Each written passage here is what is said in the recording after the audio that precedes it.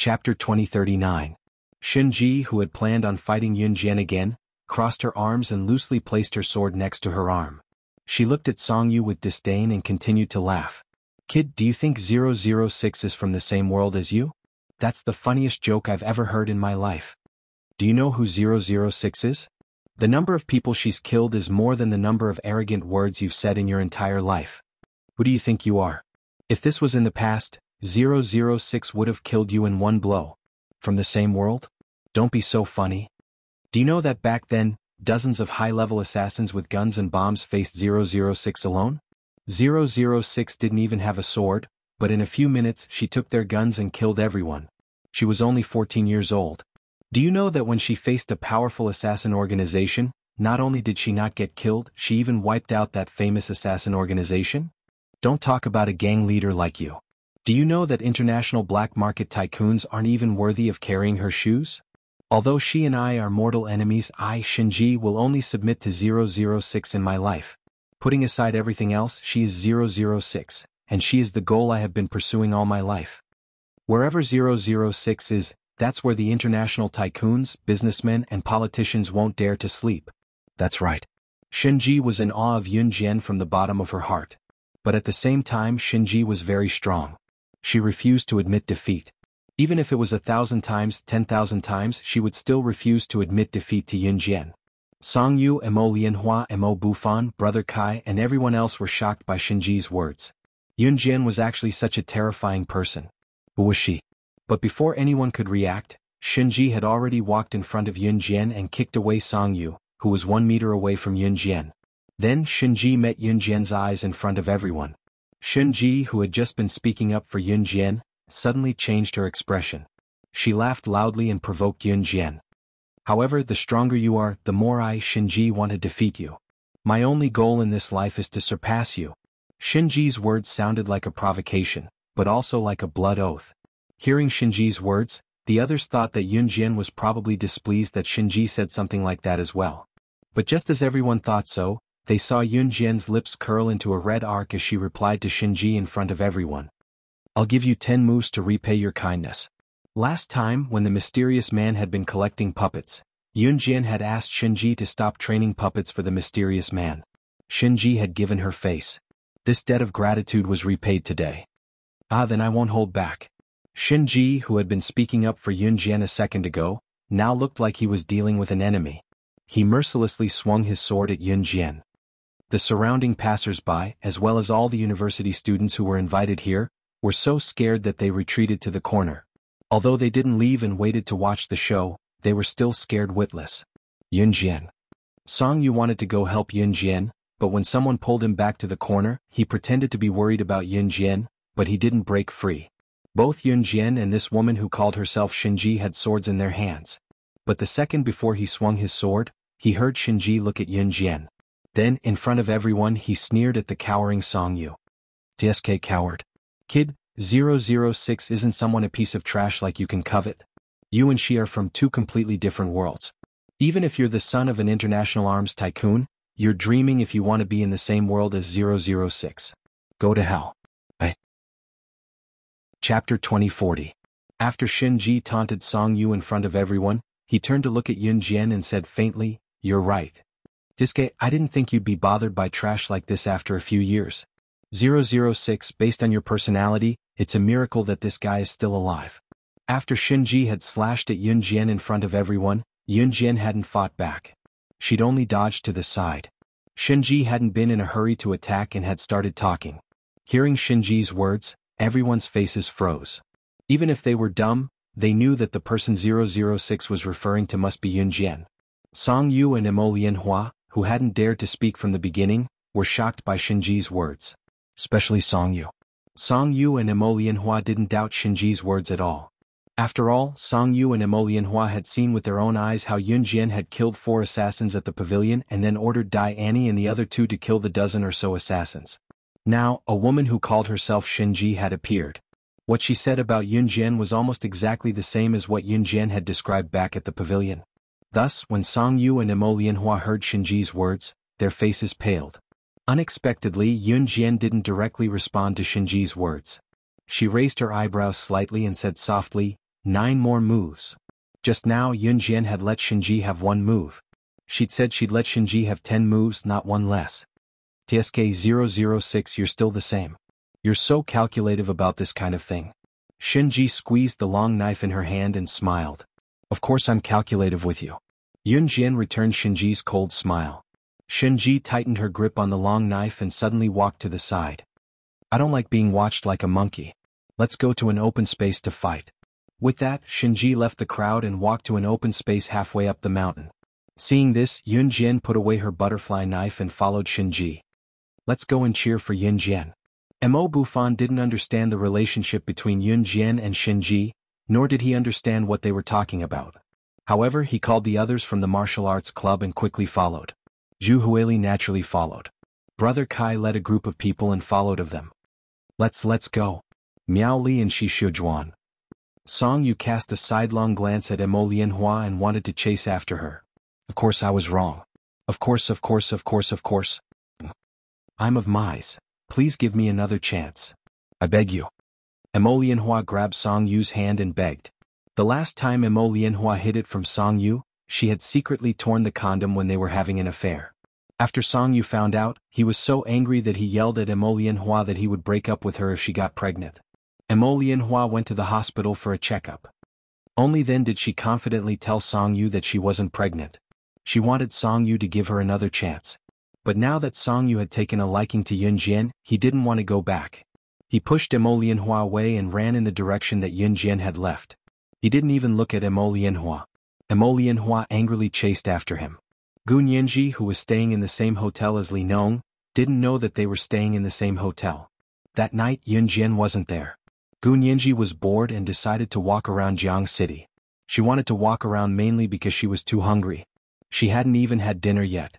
Therefore, when she came out of the hotel room, Gu Nianji skipped and ran quickly. When she passed by the corner of the hotel, Gu Nianji ran too fast and bumped into a wall of flesh. She hissed and rubbed her head. Just as she was about to raise her head and scold the person who had come over for being blind, Gu Nianji stopped. She saw Li Nong standing in front of her. Li Nong glanced at Gu Nianji from the corner of his eyes. He obviously knew that Gu Nianji was staying in this hotel. Then, the words that came out of Li Nong's mouth made Gu Nianji want to tear his mouth apart on the spot. However, he had a cold expression on his face. On the outside he said to Gu Nianji, "What a coincidence. I was just about to look for you. The last time you sat on my lap I felt very comfortable. Your butt is so springy and fleshy. I like it very much. Can you let me touch it again?" Chapter 2041. Last time, Gu Nianji accidentally fell into Li Nong's arms and even threw him to the ground. She sat on his lap. The feeling of flesh was something Li Nong had never felt before. Therefore, when Gu Nianji didn't react or even notice, Li Nong reached out and held her buttocks with both hands. He touched them and felt the woman's flesh. Li Nong liked this touch very much, so he wandered around the hotel for a few days. Today he finally saw Gu Nianji. As soon as he saw her, she rashly bumped into his arms again.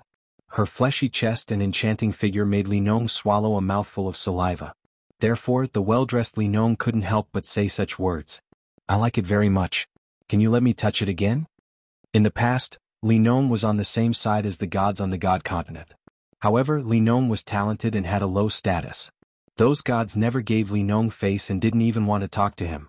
If Li Nong was talented and had a low status, those gods would probably rush to talk to Li Nong. After all, to them, standing together with a piece of trash could highlight their status and nobility. In the God continent, Li Nong was isolated, which meant that he didn't have much contact with the gods, let alone female gods.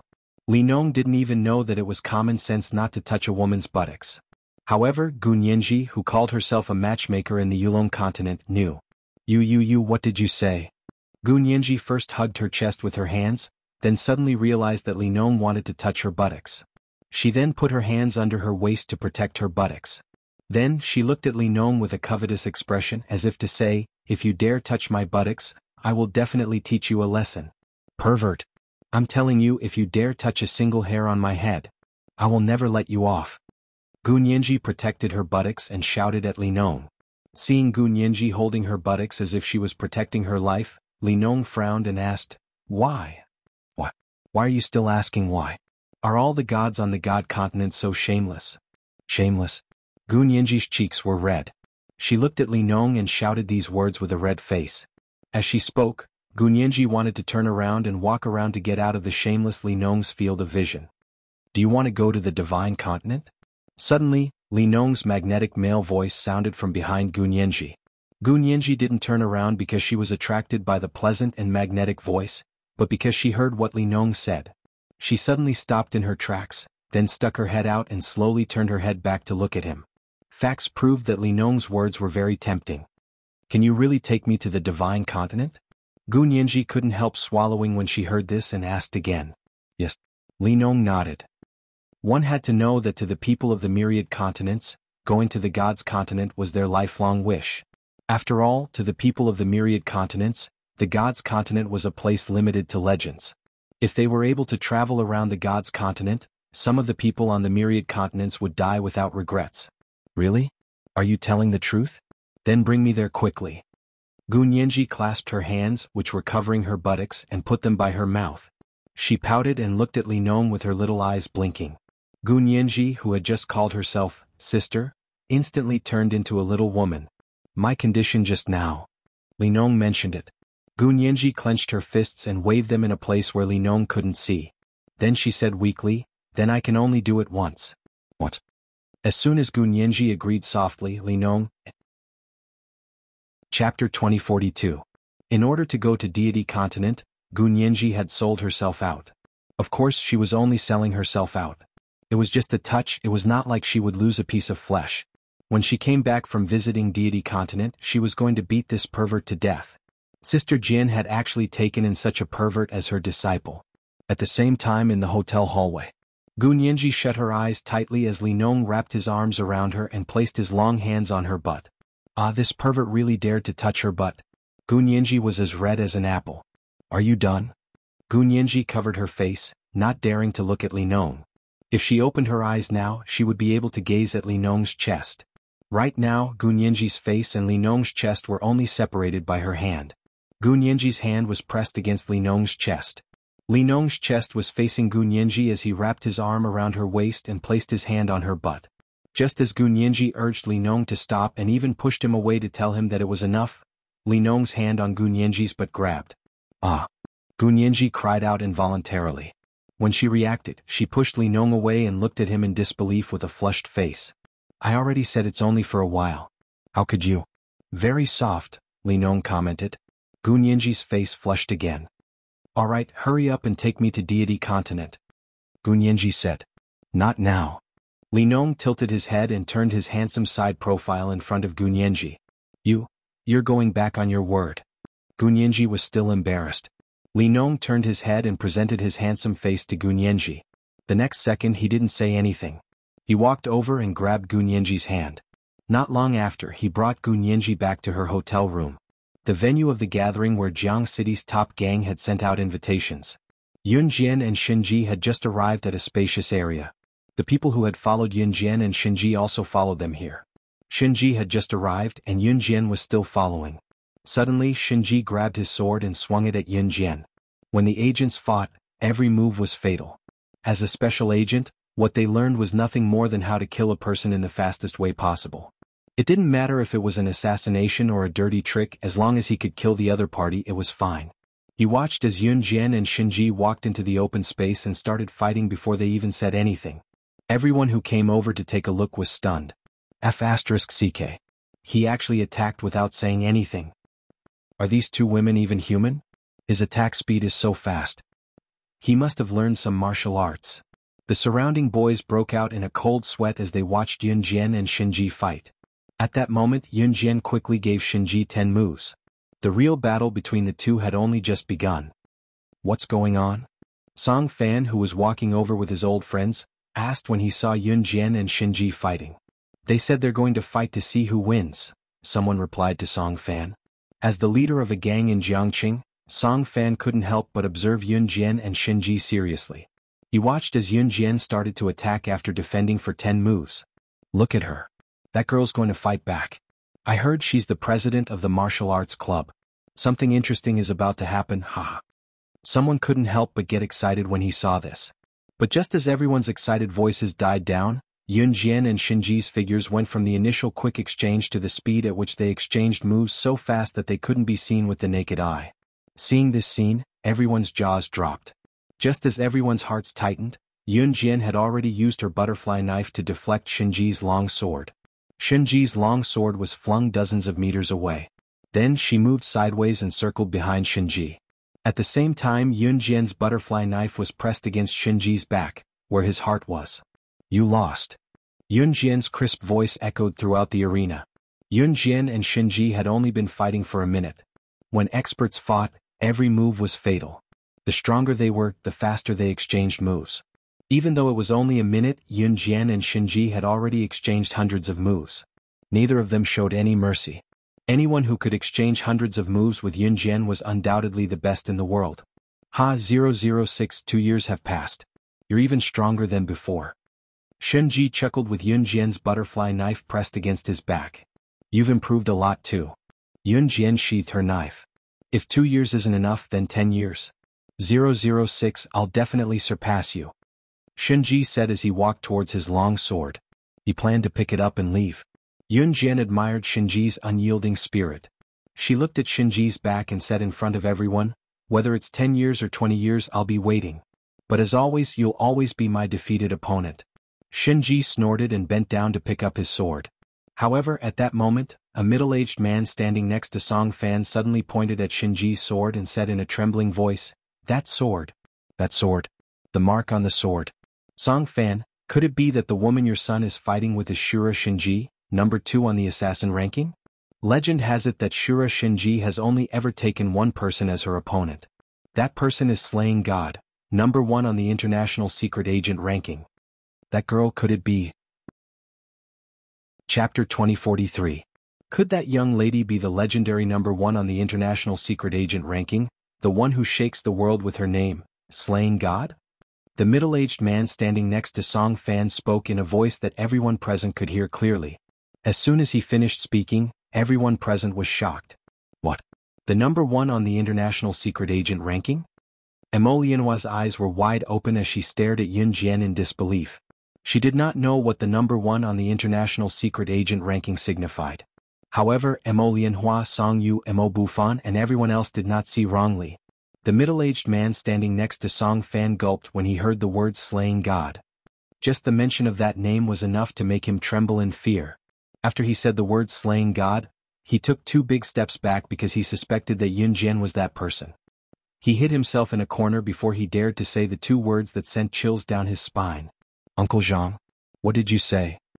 Song Yu's expression changed when he heard what the middle-aged man said. He looked at the middle-aged man and asked loudly in front of everyone. The middle-aged man whom Song Yu called Uncle Zhang was the one who had pointed out Yun Jian's identity in front of everyone. Uncle Zhang was an old friend of Song Yu's father, Song Fan. At the same time, he was also a big shot in the black market. Usually, when Song Yu was by Song Fan's side, he always saw this Uncle Zhang as solemn and dignified. Even if someone greeted him, Uncle Zhang was a calm and composed person who would only nod slightly. However, he saw something in Uncle Zhang's expression just now. Song Yu saw Uncle Zhang, who had always been calm and composed, show a frightened expression just now. That was enough to prove that the number 1 on the international secret agent ranking, Slaying God, was a terrifying existence. Yun Jian, who was a distance away, did not expect anyone to recognize Shinji's saber. Shinji's saber had been with her for more than 10 years. Moreover, the saber was engraved with her unique Ji character, which could not be imitated by outsiders. Seeing the saber was like seeing the number 2 assassin on the international assassin ranking, Shinji. One had to know one thing. The 3 survivors from Anhun back then, Slaying God, Shinji and Mad Dragon, were all top figures on the international secret agent assassin chart. Yun Jian aside, Shinji was ranked 2nd on the assassin ranking. Her strength was shocking, and her completion rate of missions was second only to Yun Jian. She was also an existence that made people panic just by hearing her name. Mad Dragon, ranked 3rd on the International Secret Service rankings, codenamed God of War. Mad Dragon was famous for his strength. He wasn't much weaker than Yun Jian and Shinji. But in terms of speed, Yun Jian was better than him, and it was because of this that Mad Dragon would never be able to surpass Yun Jian. There was no doubt that the 3 men who had survived in Hun were the top assassins on the International Secret Agent ranking list. This was also the reason why Hun had such an important position in this world. What? Old Zhang, what did you say? Shinji, the number 2 assassin in the world? Slaying God, the number 1 on the international secret agent ranking. How is this possible? They're so young, how could they be such terrifying figures? Even Song Fan revealed a frightened and surprised expression in front of everyone. That's impossible, but that saber. Uncle Zhang immediately shook his head, refuting Yun Jian and Shinji's terrifying identities in front of everyone. But he couldn't figure it out. If Shinji wasn't the legendary number 2 assassin on the assassin ranking list, then why? Why would she have this saber? Shinji saw Song Fan, Uncle Zhang, and the rest's terrified expressions, as well as the surrounding students' pale faces.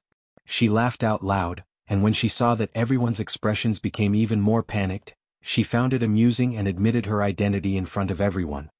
Aha, since you've seen it, I won't hide it from you. That's right, I am. Chapter 2044. I'm Shinji, number 2 on the assassin ranking. However, before Shinji could finish his sentence, Yun Jian, who had walked up from behind Shinji, elbowed Shinji's waist. With this retort, Shinji swallowed back the words he had been about to spit out. 006, you. If she's Shinji, number 2 on the international assassin ranking, she would have been stupid enough to be killed. Otherwise, why would she be weaker than me? Yun Jian continued Shinji's words and walked up to the crowd. Then Yun Jian's eyes flashed sharply. She pursed her red lips and continued in front of the crowd. Her name is Shinji, but it's just a coincidence. Or do you believe that I, who just turned 18, am the number 1 on the international secret agent ranking, slaying God? Yun Jian's words calmed the rowdy crowd down completely. That was right, she was only 18. Although the crowd did not know slaying God's age, she should be in her 30s or 40s to have such a battle record. Moreover, how could slaying God, who was number 1 on the international secret agent ranking, be a woman? No matter what, she should be a strong man, right? If that was the case, it was impossible for Shinji to be number 2 on the international assassin ranking. Song Fan, Uncle Zhang, and everyone around them heaved a sigh of relief at the same time. The president of our martial arts club is amazing. This is the glory of our martial arts club. Long live the president. Mo Bufan saw that the opportunity was ripe and shouted at Yun Jian. From now on, our martial arts club will follow President Yun Jian to our deaths. Mo Bufan's shout made the members of the martial arts club around them lift their heads proudly and shout. In a short while, the martial arts club's shouts echoed throughout the hall. We will follow President Yun Jian to our deaths. We will follow President Yun Jian to our deaths. Perhaps Yun Jian's ability was too shocking, but the martial arts club was now proud of Yun Jian. Such a grand occasion was something that had never happened before. Seeing this, everyone present was shocked by the scene. Indeed, Yun Jian was definitely not an international secret agent. Otherwise, why would she be here? This was simply impossible. However, it was definitely not easy for a girl to subdue everyone in the martial arts club and make so many people accept her wholeheartedly. Shinji blinked. In the end, he didn't say anything. He picked up his long knife and left. Since 006 doesn't want to expose her identity, she naturally has to give this face. It seemed that she, Shinji, wasn't qualified. However, she would never give up. Unless she died. Otherwise, she would definitely surpass 006. Even if she couldn't surpass him, she would make it her life's goal. She would never stop improving her strength. This was a tacit understanding between Yun Jian and Shinji. No one could be missing. Because the two of them, ever since Yun Jian was 5 years old in her previous life, they had regarded each other as mortal enemies. With the intention of surpassing each other, they progressed together and became the top existence that countless people could not touch. Let's work together and grow together. On the other side, Gu Nianji, who had been dragged into her hotel room by Li Nong, refused to go in no matter what. In the end, Li Nong simply carried her in horizontally. Why are you letting go of me? Don't think you can bully me just because you're a god. Sister Xiaoxin will tell my sister Jian to deal with you. You didn't do what you promised me. Gu Nianji struggled, but Li Nong threw her face down onto the bed. By then the door was already closed. However, she felt a pair of perverted hands caressing and even scratching her buttocks from behind her waist. Li Nong's calm but infuriating voice came from behind Gu Nianji. It was not asking for Gu Nianji's permission but directly taking action, acting first and reporting later. You're from myriad continents. It's not easy to stay in Deity Continent. For your safety, I'll protect you as long as you let me touch you again. Chapter 2045. As he said that, Li Nong grabbed another handful in a righteous manner. "Ah, don't grab me again, I'm begging you. I'm begging you, please." Gunyenji was pressed against the bed with her stomach facing down. Li Nong was using his slender right leg to block her legs, and his hands continued to grab her. "Pervert. Shameless. I still have to get married in the future. How can I get married like this? Ah, you pervert." Gunyenji was being ravaged. Because her back was facing the ceiling, her legs were pinned down. Gunyenji raised her head and tried to use the strength of her shoulders to arch up. But she was no match for Li Nong. Although they were on Earth and couldn't use the spiritual power of the mainland, Li Nong was much stronger than Gunyenji. It was clear that Li Nong didn't completely rely on spiritual power on the divine continent. He also added a lot of requirements for physique and physical fitness. So Gunyenji was naturally no match for him. Gunyenji shouted, "I still have to get married in the future. How can I get married like this?" Li Nong's hand, which had been on Gunyenji's butt, froze. Li Nong froze. Get married? She still had to get married? Gunyenji turned her head and saw that Li Nong froze when he heard what she said. She gathered her strength and raised her head to push Li Nong away forcefully. Then she quickly stood up and turned around to glare fiercely at Li Nong before running out the door. Just as she ran out the door, Li Nong caught her hand again. "What are you doing? I'm starving. I'm going to eat." Gunyenji felt wronged when she said this. She hadn't even eaten dinner, and this pervert was touching her all over. "I'll take you to eat." Li Nong didn't mess around this time. He grabbed Gunyenji's hand and took her downstairs to eat like a boy in love. On Yun Jian's end. After Shinji left, everything seemed to return to its original calm. After that, nothing major happened. However, everyone still stuck to their original plan and played a round of balloon shooting, darts, and other games. Yun Jian didn't participate. Instead, she stood beside Zhu Huili and taught her how to shoot and throw darts. "Yun Jian, you also know how to shoot and throw darts." At this moment, Mo Bufan could no longer use the word worship to describe his reverence towards Yun Jian. He moved to Yun Jian's side and spoke with great respect. This was an affirmative statement. He didn't suspect that Yun Jian knew how to play games like guns and darts. Yun Jian merely pursed her lips indifferently. With Yun Jian's guidance, Zhu Huili managed to hit a medium-sized doll. Out of a dozen shots, he only missed once. Zhu Huili had never hit so many balloons before. When he got the big doll, Zhu Huili jumped excitedly and hugged Yun Jian's neck. He was so excited that he couldn't control himself. In the end, until the end of the party, nothing else happened that was worth mentioning. Yun Jian and Mo Bufan left in the opposite direction. Song Yu was staring fixedly at Yun Jian's slender figure, unable to return to his senses for a long time. Mo Lianhua stood to the side and watched as Song Yu stared fixedly at Yun Jian. She couldn't help but feel angry. Song Yu didn't give up his pursuit of Yun Jian. Mo Lianhua didn't dare to stop Song Yu now, but she had the urge to kill Yun Jian. Both of them had their own ulterior motives. About half a month had passed since that day's party. On this day, Mo Bufan, as the vice president of the martial arts club, received news that Jiangqing City would hold a martial arts competition soon. Anyone who was a fan of martial arts could sign up. Because it wasn't a competition sponsored by the school, but an event organized by Jiangqing City, the school's martial arts club had the freedom to participate. However, Mo Bufan would lead everyone to participate in this martial arts competition every year. Moreover, the opponents of their martial arts club weren't people from society. They were martial arts clubs from other schools. At this time, Yun Jian was standing in the martial arts club and speaking to the members. "On the eve of the martial arts competition, I will strengthen your training these days." Chapter 2046. In the past, Mo Bufan would lead the members of the martial arts club to strengthen their training whenever the competition was about to begin. However, the person leading the martial arts club this year was not Mo Bufan, but Yun Jian. Yun Jian's words were echoed by most of the members of the martial arts club. For the competition, we're not afraid of any hardship or exhaustion. President, please increase the difficulty of our training. That's right. This time, we must trample the members of the martial arts club from Eastern University under our feet. With the president around, there won't be a problem. Last year, the martial arts club from Eastern University won first place, the Green Bull Gang from Dragon City University won second place, and we're only third. Now that the president of the Green Bull Gang has been killed by the president, as long as we defeat the martial arts club from Eastern University, the first place will belong to us. After Yun Jian finished speaking, The members of the martial arts club were in high spirits. The atmosphere at the scene was soon hyped up. Everyone in the martial arts club had witnessed Yun Jian's skills and strength. At that time, their admiration and trust for Yun Jian had been deeply ingrained in the hearts of the members of the martial arts club. I'll sign up for the martial arts competition tomorrow. In addition, the martial arts club that signs up for this year's competition needs to provide a club name. Everyone think about what kind of club name our martial arts club should provide. At that time, Mo Bufan held a martial arts competition form in his hand and spoke to the crowd. How about the Invincible Gang?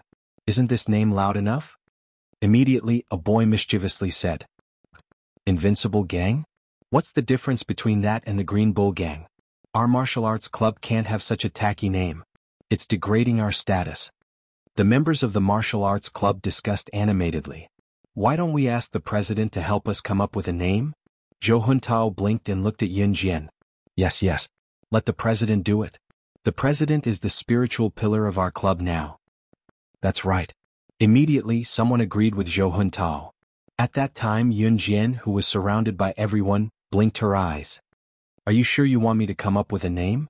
Seeing this, Yun raised her eyebrows slightly and said, Yes. President, you're the best. A boy named Zhou Dun looked at Yun Jian and shouted. Zhou Dun was the fattest boy in the martial arts club. His body was like a meatball and he walked unsteadily. He was a typical fat guy. As soon as Zhou Dun finished speaking, no one had any objections. Thus, everyone handed the name of the martial arts club to Yun Jian. Bang. At this moment, the mysterious door outside the martial arts club was kicked open. The person walked in angrily. After taking a few things from the martial arts club, she left angrily. Senior Huiling? Senior Sister Huiling is back? Where are you going, Senior Huiling? The person who returned was Kai Huiling. Kai Huiling was the third-year senior Yun Jian had pushed Zhu Huili when she first entered the university. Later, Yun Jian had stepped on her.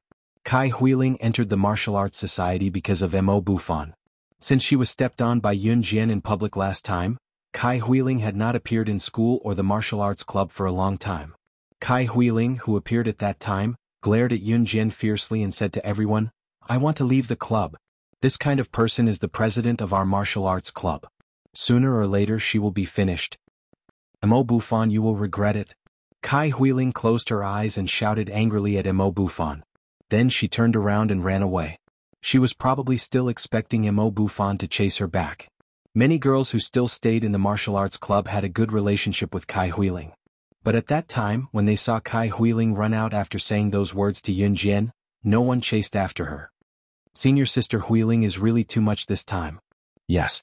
Our new president is really amazing. Anyway, this time I will definitely stand on our new president's side. After Kai Huiling left, the girls in the martial arts club still turned to Yun Jian's side. This was Yun Jian's charm. At that time, Yun Jian had already become the god in the eyes of the boys and girls in the martial arts club without her saying anything. Shrine. Just when everyone was talking about what Kai Huiling said before she ran away, Yun Jian suddenly raised her red lips and said in public, Is this the name of our martial arts club? Mo Bufan heard it and asked Yun Jian on behalf of everyone. However, Yun Jian, who was standing in front of everyone, nodded. The slightly raised red arc deepened again. She pursed her lips and explained in public why the club was named Shrine. The god of Jiangqing, the only club. Therefore Shrine. Chapter 2047. The god of Rivertown, the only club. The god of Rivertown belonged to the martial arts club led by Yun Jian. The words that came out of Yun Jian's mouth made everyone present unable to calm down. Shrine. This was a name that did not allow for defeat. Whether it was in the martial arts club or in other fields, as long as the shrine was led by Yun Jian, then it was not allowed to fail. First place belonged to none other than them. It took a long time for everyone to recover from the shock of Yun Jian's words. At that time they all felt sluggish for a moment. These two words gave everyone a feeling of supremacy and supremacy. I, the unique and righteous. Good name. Our martial arts club will be called Shrine in the future. The god of Rivertown, the only club. These 8 words will be the slogan of our shrine. After Mo Bufan heard this, there was a rush of excitement in his heart. In front of everyone he repeated the name that Yun Jian had given and the meaning behind it.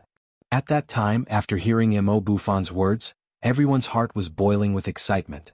Okay. Listen to the president. Whatever the president says. Everyone agreed unanimously. Unknowingly, everyone in the martial arts club had already regarded Yun Jian as the core.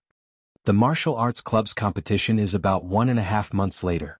Now that there is still 1.5 months for us to train, we must strengthen our training progress. In this 1.5 months, as long as you are free, come to the martial arts club. Work hard and think about the competition. If you get first place in the competition, there will be a reward of 30,000 yuan. If you can get this reward, it will be divided equally among everyone. So, everyone work hard for 1.5 months. Come on. Mo Bufan encouraged everyone for a while. In fact, Mo Bufan's family was so rich that it was naturally impossible for them to lack this 30,000 yuan. On the contrary, this martial arts club could be set up by Mo Bufan himself. Otherwise, the University of Electronic Science and Technology of China did not have any extra space to provide for the martial arts club. Mo Bufan really liked martial arts. There is a reward? My motivation is here again. The first place of this martial arts competition belongs to our shrine. Sure enough, when they heard that there was a reward, everyone's fighting spirit became stronger. In the next few days, the members of the martial arts club really worked hard. Whatever Yun Jian said, they did it. 7 days passed in the blink of an eye.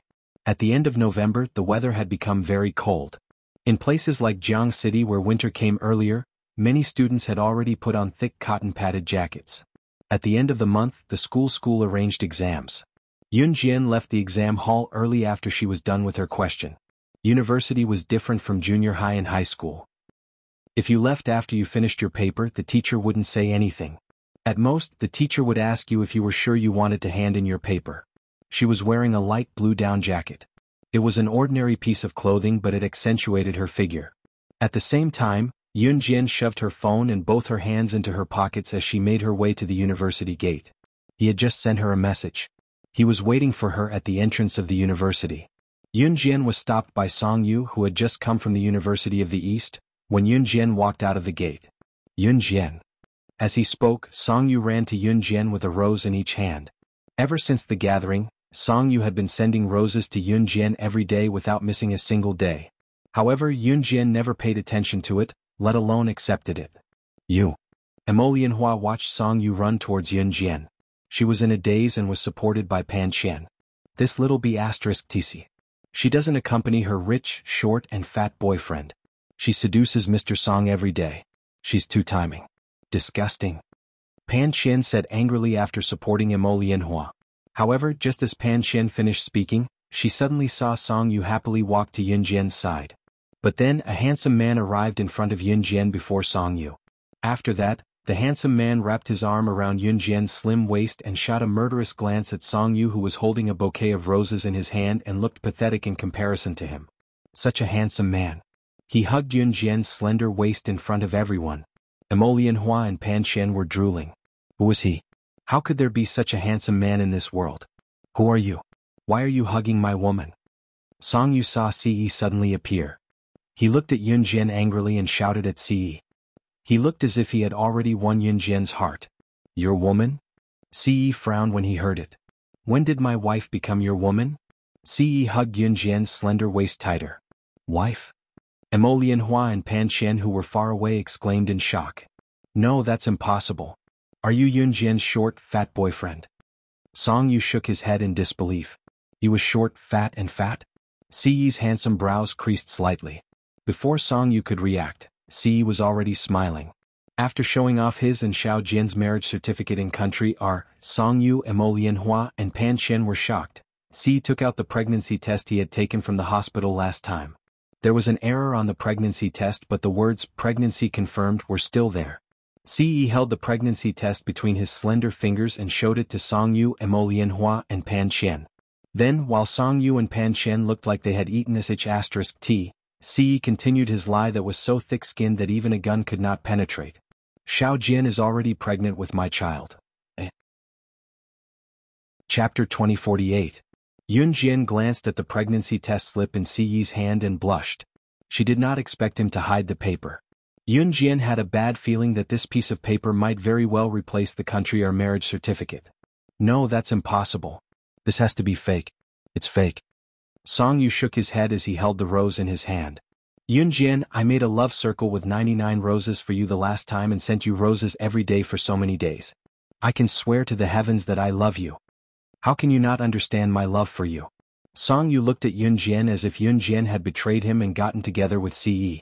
Yunjian's lips curled into a scornful smirk. The man had even placed a love circle with 99 roses for Xiaojian? Ce, who was not that jealous just now, was instantly envious. Ce had no intention of killing Song Yu just now, but Ce's brows were furrowed as a murderous intent spread from Ce. Song Yu, Lianhua, and Pan Qian could not help feeling a chill run down their spines. Before Ce could make a move, Yunjian had already wrapped her arms around Ce's chest. Her head could only reach Ce's chin as Yunjian pressed the side of her face against Ce's chest. The scene was so loving that Song Yu could not take his eyes off it. That was not all. Yunjian did it in front of Song Yu, Lianhua, and Pan Qian, who had initially said that Ce was a short, chubby rich kid and was now dumbfounded. She tiptoed and raised her hand to grab Ce's collar like a kitten scratching an itch, causing Ce to bend down. She, on the other hand, brought her red lips to Ce's and offered a kiss in front of everyone. After a light peck, Yunjian pressed the side of her face against Ce's chest again. After the action that was more intimate than a couple's, Yunjian cooperated with Ce and said something that nearly angered the trio. We're already married. Love is a matter between husband and wife. It's reasonable even if I'm pregnant. What's wrong with that? Yunjian spoke smoothly. Ce, who could feel Yunjian's face pressing against his chest, broke into a smile when he heard her words. His Xiaojian knew how to say something so touching too. The words love between a man and a woman, matters between husband and wife, and pregnancy, struck Song Yu's heart like a thunderclap. Lianhua had long forgotten that Song Yu was pursuing Yunjian. She kept her eyes on Ce, unable to believe that this man who was more handsome than any man who walked out of a comic was Yunjian's boyfriend. The legendary short and fat man. Pan Qian was rooted to the spot in shock as well. Could someone tell her why Yunjian's boyfriend was so handsome? No, handsome was not even the word to describe him. He was so handsome that it was impossible to find a second person like him in this world. His handsome face that looked like it was sculpted with chiseled features was flawless. When he stood next to Yunjian, one was handsome while the other was as beautiful as jade. There was no flaw to pick out. Lianhua and Pan Qian were envious of the scene. Even so, there's no one more compatible than us in this world. Yunjian, you have to be mine. Look, you're from the bloody world too. So am I. My dad's the boss of River City's top mafia group. Come with me, I won't despise you. Even if you're pregnant with someone else's child, you just have to abort it. Even after listening to Shinji's words and knowing this now, Song Yu refused to let go. As he spoke, Song Yu reached out to grab Yunjian's wrist. However, before his hand could touch Yunjian, he was sent flying more than 10 meters away with a kick. The one who did it was undoubtedly Ce. After sending Song Yu flying more than 10 meters away with a kick, Ce's murderous intent flared.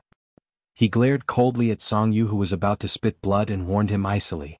Song Yu, who had fallen to the ground, was so shocked that his heart was pounding. How dare you covet my woman? The top mafia group in River City, huh? Very well, your father's gang is now in an Hun group's must-kill list. Chapter 2049. Ce's words were like the summons of the king of hell. His voice reached Song Yu, Lianhua, and Pan Qian's ears. Lianhua and Pan Qian almost screamed when they saw Ce's kick. So handsome. They had never seen a man as handsome as Ce in their lives.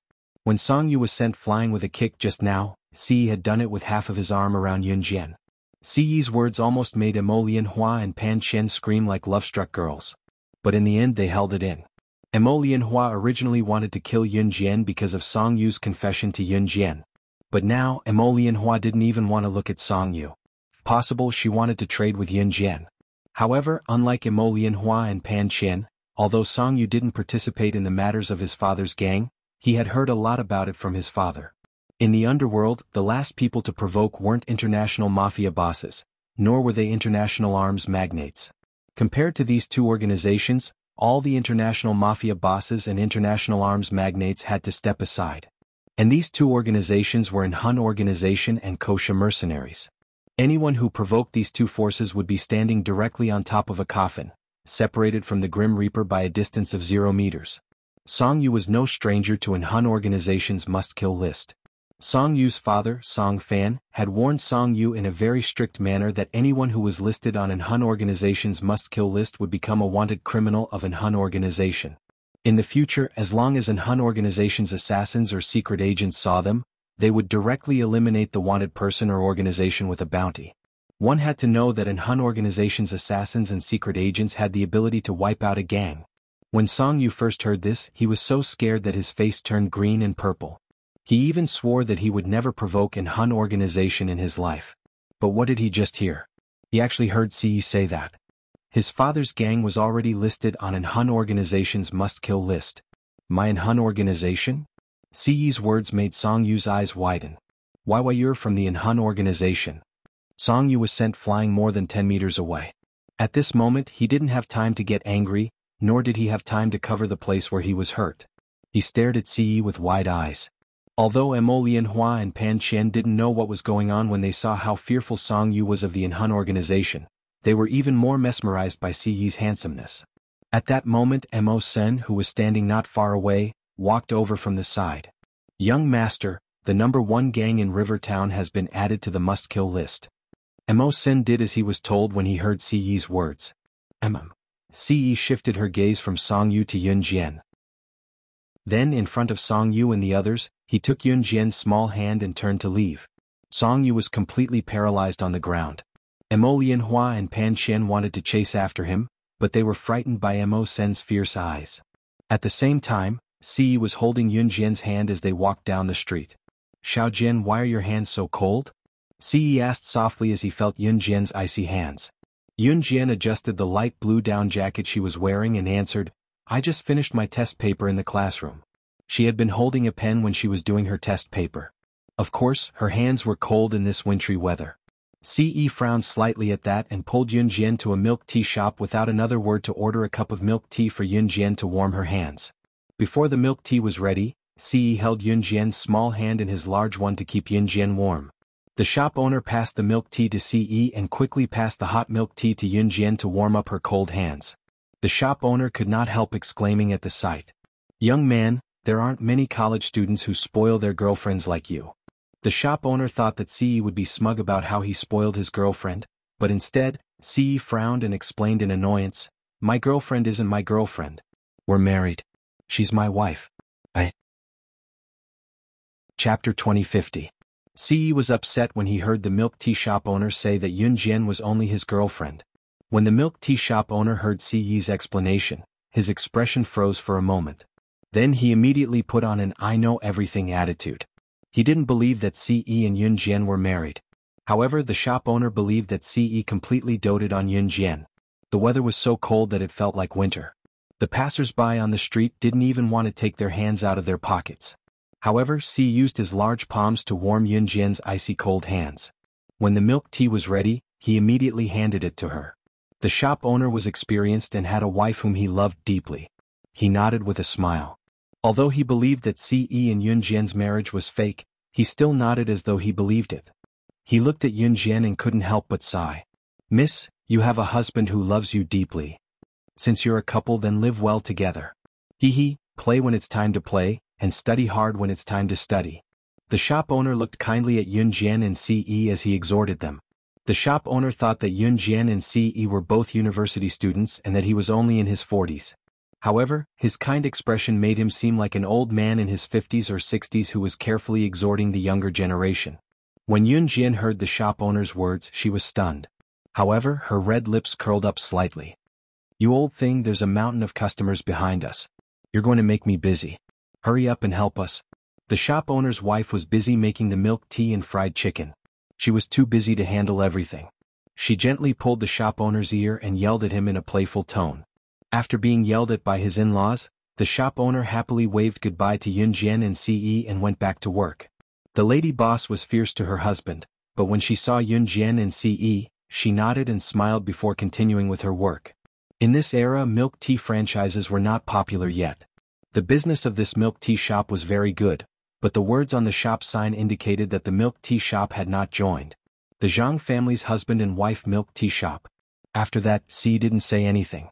He pulled Yun Jian away and returned to his and Yun Jian's cozy room. Siyi had bought a luxurious suite in River Town. Whenever he was free to come to Rivertown, Yunjian would move out of her dormitory and stay there.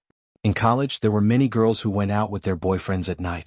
No one would know that Yunjian was not in the dormitory. So softer.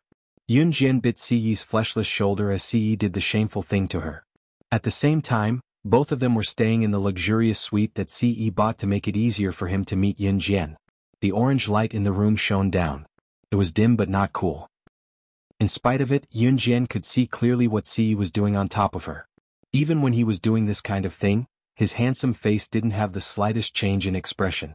If it were not for the fact that Siyi was naked, Yunjian would have thought that she was the only one who was doing something so perverted.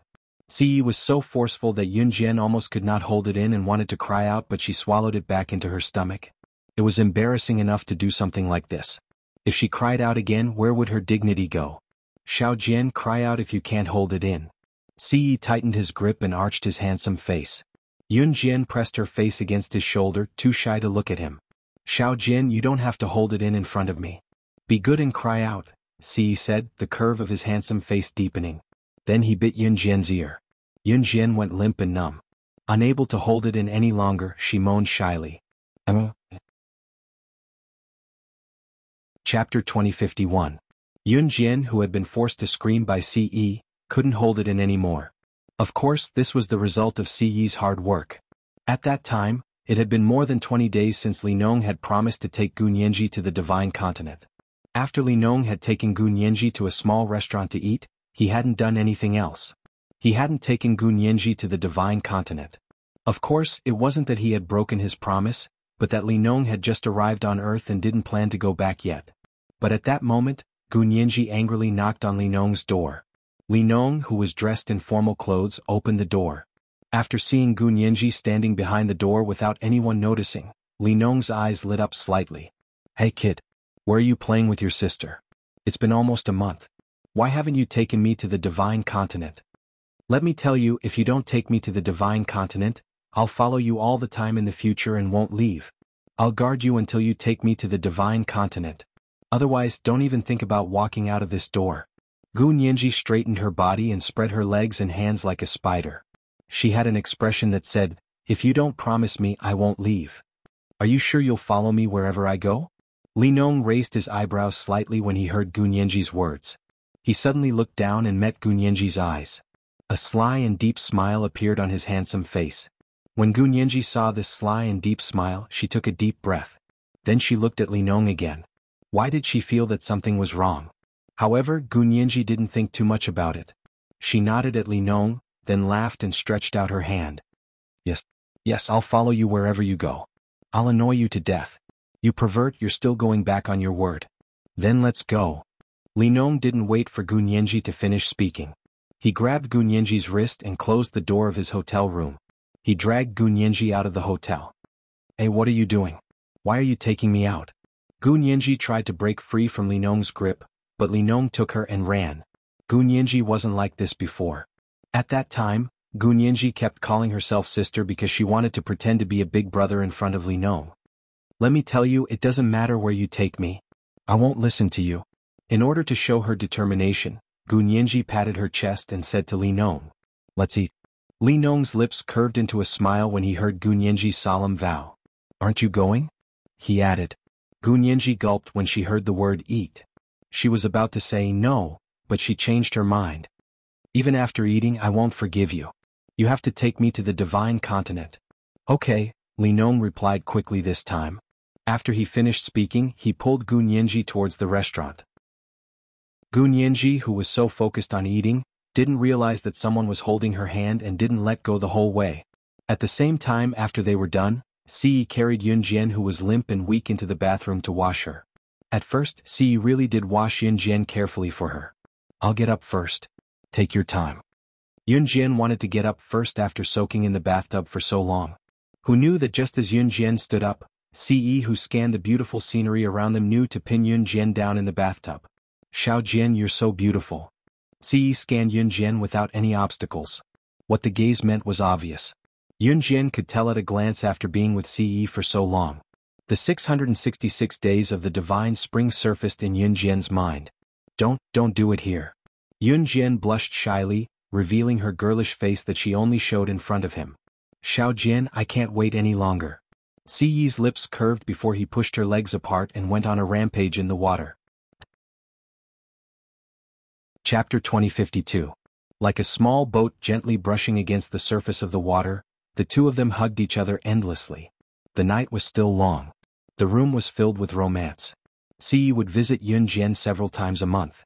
Although Si Yi didn't visit her often during the first 2 months when she returned to Earth, Si Yi had become a habit. She would visit Yun Jian 3 times a month and stay for 2 days each time. Of course, Si Yi would usually visit Yun Jian during the weekend. After 2 days, Yun Jian would go back to her dormitory. Zhu Huili was already used to Yun Jian moving out for 2 days whenever Si Yi came. Of course, as long as Yun Jian went back to her dormitory, Zhu Huili would go with Yun Jian as usual. That afternoon it was almost time for class. Yun Jian and Zhu Huili went to the classroom first. Seeing Yun Jian and Zhu Huili leave the dormitory, her roommate Shi Xiujuan went up to Miao Li and asked, Miao Li, did you ask Yun Jian to go with you on purpose during the last gathering? Miao Li's eyes flickered when she heard Shi Xiujuan mention this. Although Miao Li and Shi Xiujuan were good friends, Miao Li didn't want Shi Xiujuan to know about this. Miao Li had secretly handed over the information to Song Yu behind everyone's back. What? When did I do that? Miao Li pretended not to know. Tisk, stop pretending. You didn't even tell me you're good friend. What do you mean? I just found 10,000 yuan in your bag. That's 10,000 yuan. If Song Yu didn't ask you to give it to him, could it be your own money? I know how much money your family has. Shi Xiujuan said with some dissatisfaction. Xiujuan, I didn't hide it from you on purpose. Song Yu forbade me from telling anyone else. Otherwise he wouldn't have given me so much. Miao Li realized that her lie was exposed. She rolled her eyes and quickly thought of an excuse to cover up her lie. Well, I'm your friend. I'm happy for you. Shi Xiujuan was fooled. Miao Li and Shi Xiujuan didn't know that Yun Jian was standing outside the dormitory. The soundproofing effect of the dormitory was quite good. The people inside the door usually couldn't hear the conversations of the people outside, and the people outside usually couldn't hear the conversations of the people inside the dormitory. But at that time, Yun Jian heard the conversation between Miao Li and Shi Xiujuan clearly. Yun Jian's deep eyes flickered slightly. A trace of coldness flashed across the corner of her mouth and disappeared without a trace in an instant. Seeing that Zhu Huili didn't notice her and stopped walking, Yun Jian followed in 2 or 3 steps as if she didn't notice anything. After the scheduled classes in the afternoon, the students all left the classroom. The head teacher, who hadn't appeared for a month, finally showed up. At this time, most of the students in the classroom had just left. A few were still in the classroom. Miss Yu, the head teacher who hadn't appeared for a long time, first waved at Yun Jian and then walked over with a smile. You're Yun Jian, right? Miss Yu was a female teacher in her 40s. She was about 1.55 meters tall. She wasn't tall, but she was quite well proportioned. It was obvious that she was married and had a child. Yun Jian nodded and said calmly, yes. Seeing this, Miss Yu walked up to Yun Jian with a smile. In front of some of the students in the classroom, she directly praised Yun Jian. You got first place in the freshman examination this time, especially your English essay. Even our English professor was full of praise after reading it. Miss Yu praised her first. It should be known that ordinary students would have laughed happily after hearing the teacher's praise. They would be as happy as kindergartners who had received lollipops. However, Yun Jian in front of her seemed to have expected this result. She replied calmly, yes. Miss Yu was stunned. She didn't expect Yun Jian to have such an attitude. However, after being stunned for a while, Miss Yu wasn't overly shocked. She didn't continue to praise her. Instead, she directly stated her purpose for coming. Miss Yun Jian, the Normal University of Jiangqing next door wants to organize a volunteer teaching activity for college students in the countryside. Our school has a total of 4 places, and they will be given to the top student of each grade. This volunteer teaching activity is a rare opportunity. It lasts for a week. The purpose is to let college students experience some of the hardships of rural life and bring joy to the rural children during this week. Are you willing to represent our school to teach in the countryside for a week? A. Chapter 2053. Volunteer teaching, as the name suggested, referred to supporting the education and teaching management of primary and secondary schools in rural areas and underdeveloped areas. In layman's terms, going to the countryside for volunteer teaching meant going to some backward villages where the economic conditions could not keep up. teaching classes for the children in rural towns so that they could also experience the life of some of the children with better economic conditions or living in the city. Not to mention 2002, even now, there were still many children in poor areas who had problems going to school. They longed to go to school but they did not have the money. Most of the children who were born in well-off families with better economic conditions hated learning. They wished that they could skip the 9 years of compulsory education in primary and secondary schools so that they could enter society directly. It was a sharp contrast to the students in poor areas who had to climb several mountains to get to school from home. Every day they had to walk for nearly 2 hours on the mountain road to get to school. The volunteer teaching that Miss Yu mentioned was a group of university students who went to rural areas and poor mountainous areas to help the children grow and learn. Of course, university students who went to rural areas usually did not stay for long. Seeing that Yun Jian did not respond after hearing what she said, Miss Yu tempted Yun Jian again in order to make her agree to participate. Although the environment in rural areas will be tough, it will only be for a week. You can just take it as a trip to another place. Moreover, if you do a good job, the school will reward you. What reward? Before Miss Yu could finish speaking, Yun Jian interrupted her. Indeed, Miss Yu really hoped that Yun Jian could go with her.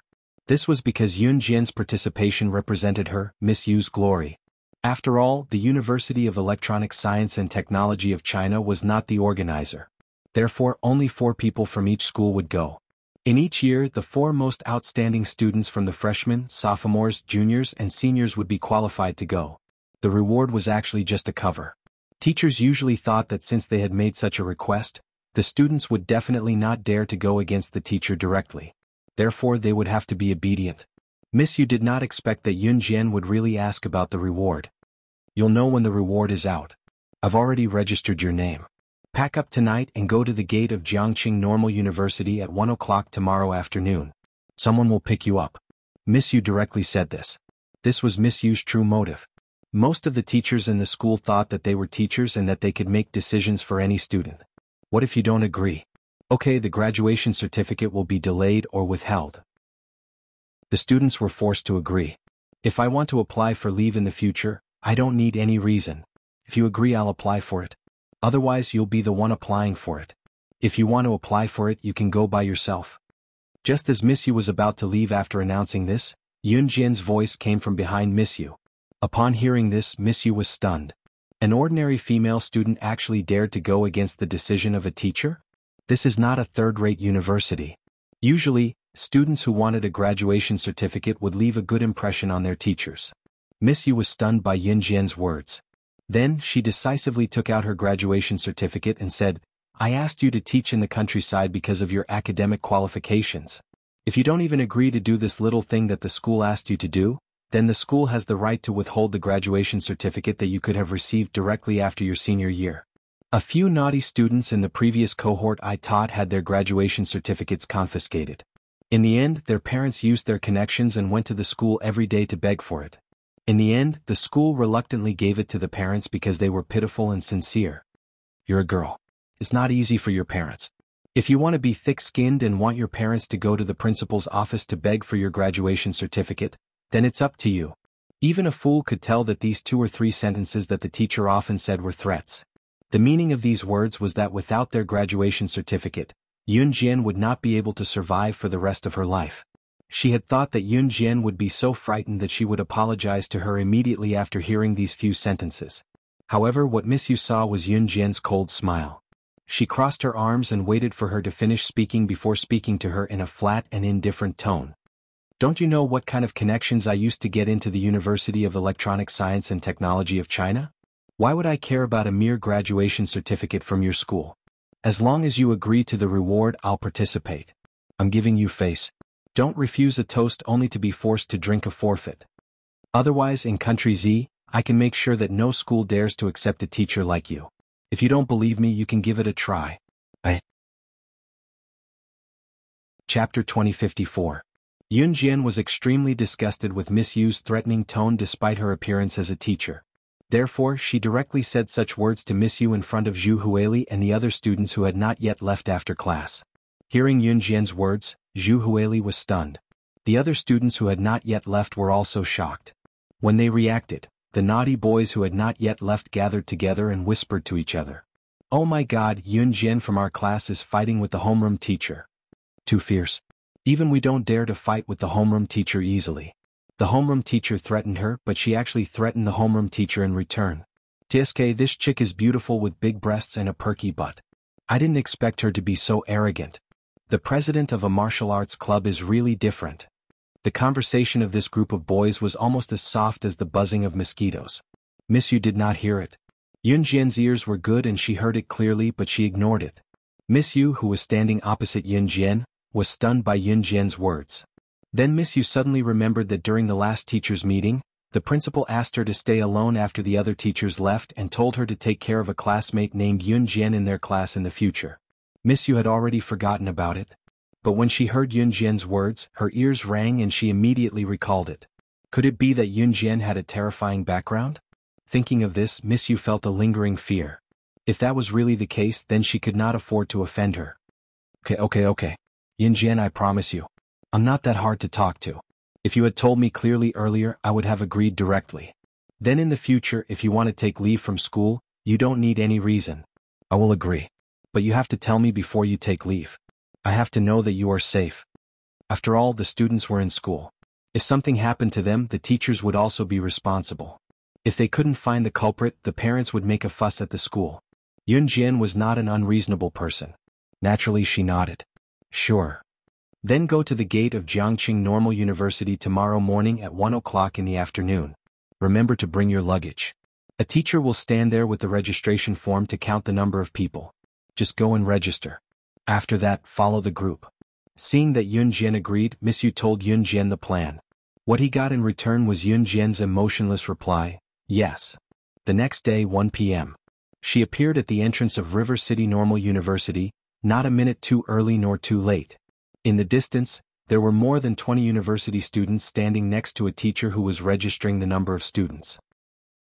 From the looks of it, these 20-odd college students were obviously students from Jiangqing Normal University. This event was organized by Jiangqing Normal University. Therefore, the students from other universities only had 1 or 2 students. Some had at most 4 students, while the others only had 1 or 2 students. Yun Jian stepped forward. School name. The teacher who was registering the number of students glanced at Yun Jian and asked. Yun Jian from Jiangqing University of Electronic Science and Technology of China, she replied indifferently. The teacher who was registering the number of students immediately recorded the data. Oh my, it's actually the legendary person from Jiangqing University of Electronic Science and Technology of China. The one who took over the martial arts club as soon as she entered university. She even won the adoration of Mr. Song from Dongfang University. That's Yun Jian. Perhaps because Yun Jian's reputation was too well known, the girls from Jiangqing Normal University immediately recognized Yun Jian. Speaking of which, I heard that Mr. Song from Dongfang University next door didn't come to school a few days ago. It seems that something happened at home? The voices of the girls rose and fell one after another. No one had the intention to pay attention to Yun Jian. In response, Yun Jian signed up and put her hands in her trouser pockets. She didn't care. It's you? Are you also going to the countryside to teach? About 5 minutes after Yun Jian stood to the side, a girl who was dressed very prettily and gorgeously walked over. The girl's eyes lit up when she saw Yun Jian as she came over to greet her in surprise. It was Liang Xiaomin, the daughter of Gu Yunjian's childhood friend, old Liang, who had brought his wife and daughter to go on a trip with Gu Junjian last time by the beach. The pampered young mistress. After the trip, Yun Jian and Liang Xiaomin had taken the bus from Longmen City to Jiangqing. Liang Xiaomin had even invited Yun Jian to her school to play with a blushing face before she ran off after that. Yun Jian still remembered her. She was a girl who did not share the same heart and looked unfriendly on the outside but had a pure heart. All in all, Yun Jian had a good impression of Liang Xiaomin. Now that Liang Xiaomin greeted her, Yun Jian could not help responding, eh. Chapter 2055. That's great. My dad signed me up secretly, saying that he wanted to use this opportunity to let me experience what a poor life is like. I don't want that. Besides, I don't have any friends. Now that you're here, that's great. Liang Xiaomin skipped 2 steps toward Yun Jian and hooked her arm around Yun Jian's like a naughty girl. Yun Jian did not avoid her, clearly not repulsed by Liang Xiaomin. Liang Xiaomin's father, old Liang, had long realized that his daughter had been spoiled by him. She threw tantrums every day even though she was not a bad person. As a matter of fact, the school was organizing a volunteer education program in the countryside. Old Liang used his connections to get Liang Shimin into the program. This time he was determined to let his spoiled daughter experience what it was like to live in a poor mountainous area. When she returned in the future, he hoped that his daughter would be able to rein in her temper during this volunteer education program. Let's go sit over there. My legs are aching. After waiting for about 15 minutes, Liang Shimin bent over and massaged her legs. She did not even have the strength to straighten her back. She looked up at Yun Jian and spoke. Yun Jian replied softly. Liang Shimin then walked excitedly to the flower bed made of ceramic tiles and sat down on the tiles that were barely enough for one person to sit on. Yun Jian, on the other hand, stood aside without saying a word. After everyone had arrived, they each carried their travel backpacks filled with clothes and daily necessities and boarded the bus.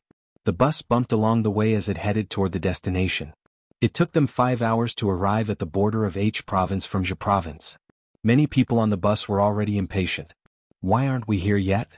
It's been 5 hours. Someone's grumbling came and went. Some people on the bus were already taking a nap. Yun Jian and Liang Shimin sat in the same row. Liang Shimin had already fallen asleep from fatigue. Yun Jian was resting with her eyes closed as well. At the back seat of the bus, a guy was telling a bunch of girls a story excitedly. He was even showing off in all sorts of ways. The girls were very interested as they cheered excitedly. Have you heard of the director of New Cruise? That's amazing. It's only been 3 years since she started New Cruise, and now it's already on the international stage. This boy's name was Shin Qingjiang. He didn't look very good, but he was tall and lean. He usually liked to sit among a group of girls and brag. Needless to say, there really were such people in this world. They weren't good-looking, but they were popular with girls just because of their mouths. This was probably referring to Shin Qingjiang. Wow, that's amazing. Immediately, a girl seemed to be shocked and responded with a sentence. Of course, my dad has connections in New Cruise. If you want, I'll sneak you over to New Cruise to have some fun. It's not the first time I've been there. Seeing that the girls were interested, Shin Qingjiang became more and more excited. Seeing that he was surrounded by familiar faces, Shin Qingjiang could not help but tell them about what he did in New Cruise the last time he was there.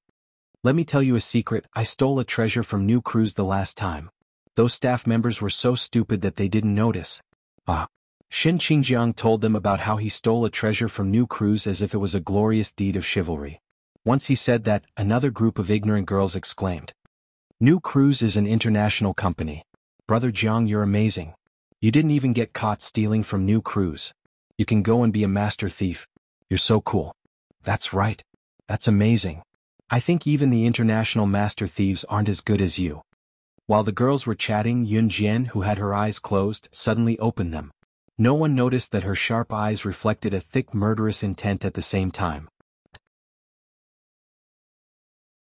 Chapter 2056. The guy named Shin Qingjiang was still bragging when he suddenly saw the prettiest girl in the car, whom he had been paying attention to earlier, walk up to him from the front seat. Shin Qingjiang whistled and looked at Yun Jian, who was walking up to him. Thinking that Yun Jian was captivated by what he said just now as well, he flipped his hair and stopped the topic, telling Yun Jian, "What's wrong with you? Pretty lady, are you interested in New Cruise too? What did you steal from New Cruise?" Yun Jian asked with a cold expression.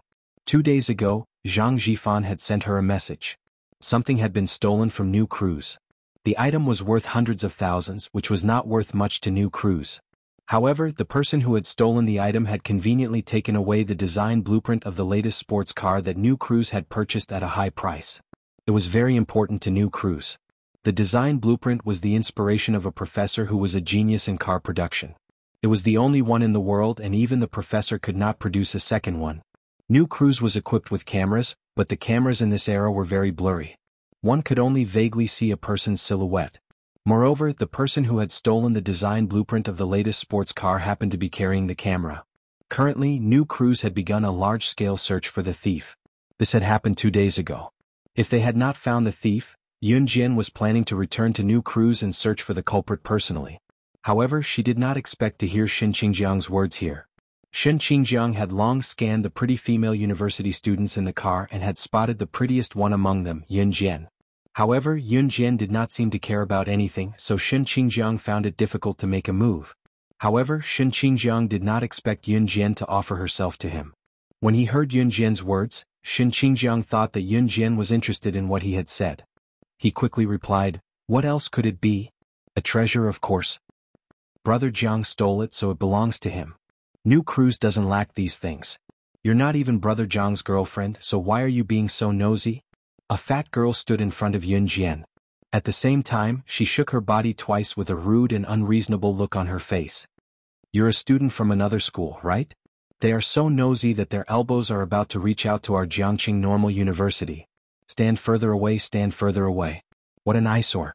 Together with the chubby girl, there was an elegant and beautiful young lady with a slender figure. She was dressed in luxurious clothes and stood in front of Yun Jian, shooting a disdainful glance at Yun Jian. Whether it was Shen Qingjiang, the fat girl, or the good-looking girl who spoke later, they were all students of Jiangqing Normal University. The chubby girl was called Kai Xinyuan, and the good-looking girl was called Wu Zhizhi. Kai Xinyuan and Wu Zhizhi were mesmerized by Shen Qingjiang. They did not know what was right and wrong, so they started yelling at Yun Jian. The other girls around Shen Qingjiang commented on Yun Jian as well, calling her shameless for coming up to them out of the blue. Indeed, if what Shen Qingjiang did had nothing to do with Yun Jian, then Yun Jian would be shameless for coming over out of nowhere. However, Shen Qingjiang admitted that he had stolen something from New Cruise. Moreover, Yun Jian had seen the surveillance video. The thief who had stolen the design blueprint had the exact same build as Shen Qingjiang. Yun Jian would remember anyone who caught her eye, no matter how tall or strong they were. This was the result of her years of experience and ability in assassination. Yun Jian ignored Kai Xinyuan and Wu Zhizhi. She looked at Shen Qingjiang coldly and said bluntly, "Among the things you stole, there were a few blueprints for the interior and exterior of sports cars." "How did you know?" Shen Qingjiang exclaimed in shock when he heard Yun Jian's words. "Pretty girl, don't tell me you have superpowers? You're amazing." Shen Qingjiang exclaimed as he looked at Yun Jian. It sounded like he was exclaiming, but in reality Shen Qingjiang wanted to get closer to Yun Jian. As he spoke, Shen Qingjiang pushed away a girl who was secretly touching his thigh beside him. He patted the spot and said to Yun Jian, "Pretty girl, you're a pretty girl. Beauty, it seems like you're a kindred spirit. Why don't we sit down and talk? What do you think? I'll bring you to New Cruise next time, how about that? I've been researching how to be a master thief recently. I realized that I'm really suitable to be one. Want to join me?" Shen Qingjiang's words immediately made Wu Zhizhi unhappy. "Brother Jiang, didn't you say you'd bring me?" "Don't worry, I'll bring you next time." Shen Qingjiang brushed Wu Zhizhi off and turned to look at Yun Jian. Hand over the design blueprint. Shen Qingjiang had just turned to look at Yun Jian when Yun Jian spoke. Shen Qingjiang was stunned when he heard that. "Pretty girl, I got those with my own abilities. Why should I give them to you? Unless you sleep with me." Before Shen Qingjiang could finish his sentence, Yun Jian stood before him. Yun Jian stood in front of Shen Qingjiang and the others. Her expression did not change and her cold eyes were as sharp as ever. In the next second, Yun Jian's right hand came to the side of Shen Qingjiang's neck. Shen Qingjiang thought that Yun Jian was going to let him touch her hand. Just as he was about to touch her hand with a smile, a cold object pressed against his neck before he could touch Yun Jian's hand. That object reflected a ray of light from the setting sun that shone through the window of the bus. It was only then that the crowd saw that Yun Jian was holding a shiny butterfly knife. Before the crowd could react, Yun Jian had already spoken in front of everyone on the bus. Her voice was as cold as ice in February. In the next second, everyone on the bus widened their eyes in shock. "You stole my stuff and invited me to steal from my company. How dare you? Do you really think that I'm just a decoration as the chairman of New Cruise?" Chapter 2057. Yun Jian's voice was flat and monotonous, but it was as cold as ice in February.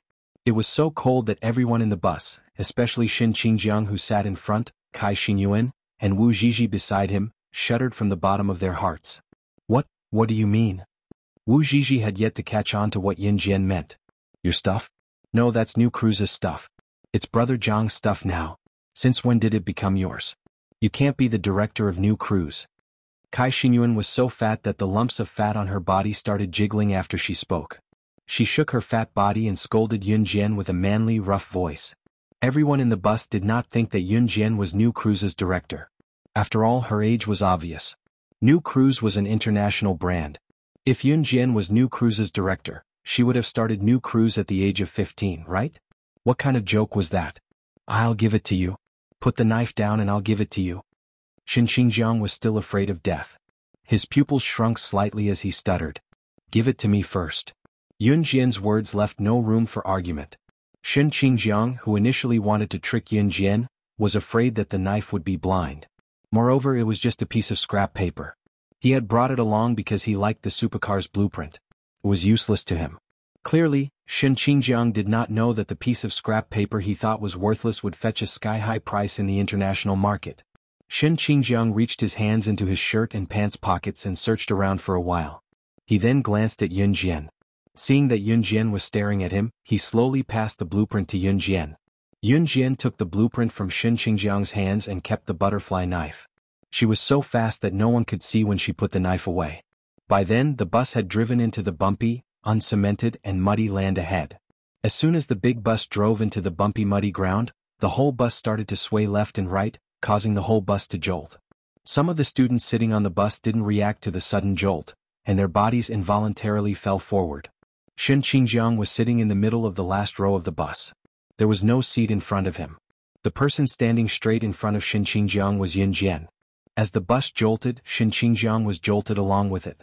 He rolled his eyes and wanted to take advantage of the bumpy road to pretend that he fell forward and accidentally fell on Yun Jian. In the bumpy ride of the bus, Yun Jian retreated to her original seat in the front row in a few flashes without a care in the world. Shen Qingjiang missed the bus and fell face first onto the dirty floor of the bus. Ah! Shen Qingjiang was in so much pain that he could not stand up for a long time. Initially, he wanted to pounce on Yun Jian and rub her voluptuous breasts. But he did not expect Yun Jian to react so quickly. In the end, Kai Xingyuan, Wu Zhizhi, and the other girls helped Shen Qingjiang up. Sit tight and don't run around. The next 3 hours will be bumpy road. The driver shouted as he drove. This time, the university students organized a support program in the countryside. The teacher followed along and was now sitting at the front of the bus with his eyes closed. After the bus drove into the bumpy mountain road, many students who were sleeping woke up with a start. What's wrong? Why is the bus shaking? Liang Xiaomin, who had been sleeping and did not know what had happened, woke up with a start. By the time everyone came to their senses, the car was already shaking left and right. The bus swayed and swayed for about 3 hours on the deserted road. They arrived at the destination of the program, Wuxia in City W of H Province. Chapter 2058. Wuxia was located in the middle of a rugged ravine. It was a very remote and barren place. It was different from Xinjiang town where Yun Jian was reborn. The wealth gap between Wuxia and Xinjiang town was huge. Compared to Xinjiang town, Wuxia could not even be considered a town. Wuxia was surrounded by mountains and the roads were rugged. The people relied on their own sowing and harvesting to survive. There were no large textile factories in Wuxia. Just imagine, from Wuxia to the remote suburbs of City W, it took 3 hours by car. No large company would choose to invest in Wuxia. This was truly a poor mountainous area. How poor was it? The people here, be it the elderly or the children, had never walked out of the mountains in their lives. The transportation here was very inconvenient. Occasionally, there would be people who would go to the city to collect on Mondays, but they would drive vehicles like tractors and tricycles. A normal bus would take 3 hours.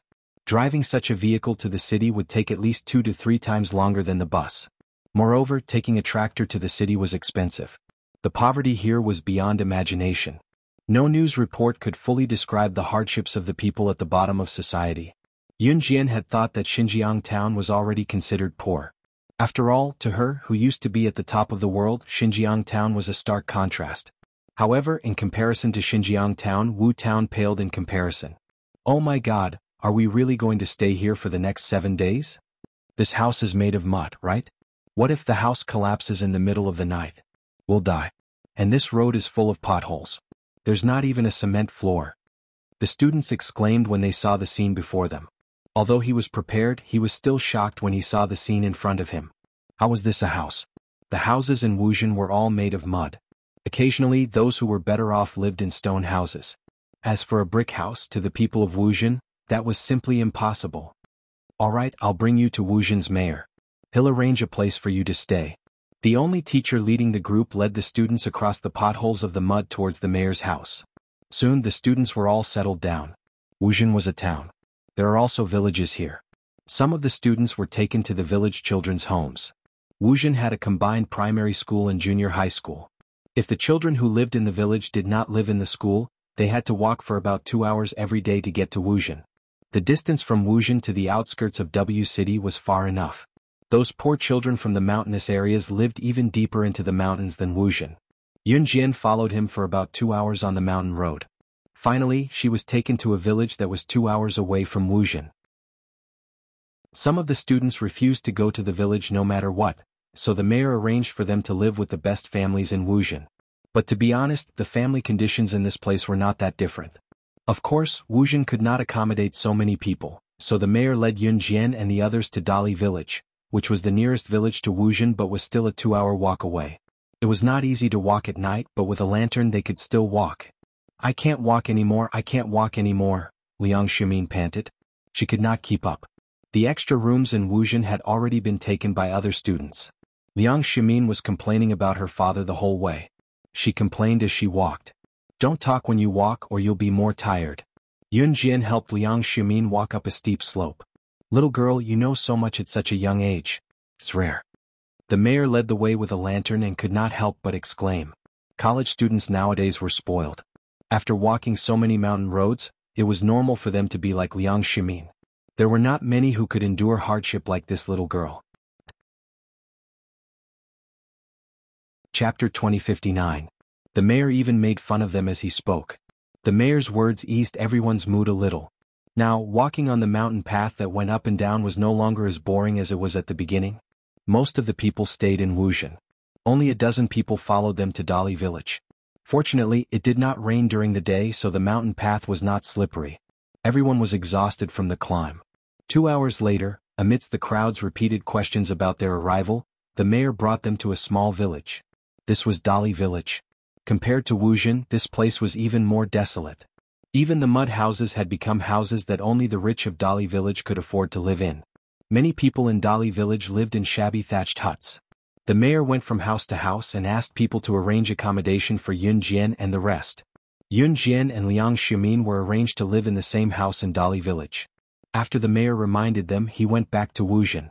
The dozen or so college students who were arranged to live in Dali village were all told by the mayor that the children of these families would cross the mountains alone the next day to study in Wuxian. When the time came, Yunjian and the rest would follow their children to Wuxian Primary School to meet up with the other college students who were here to teach.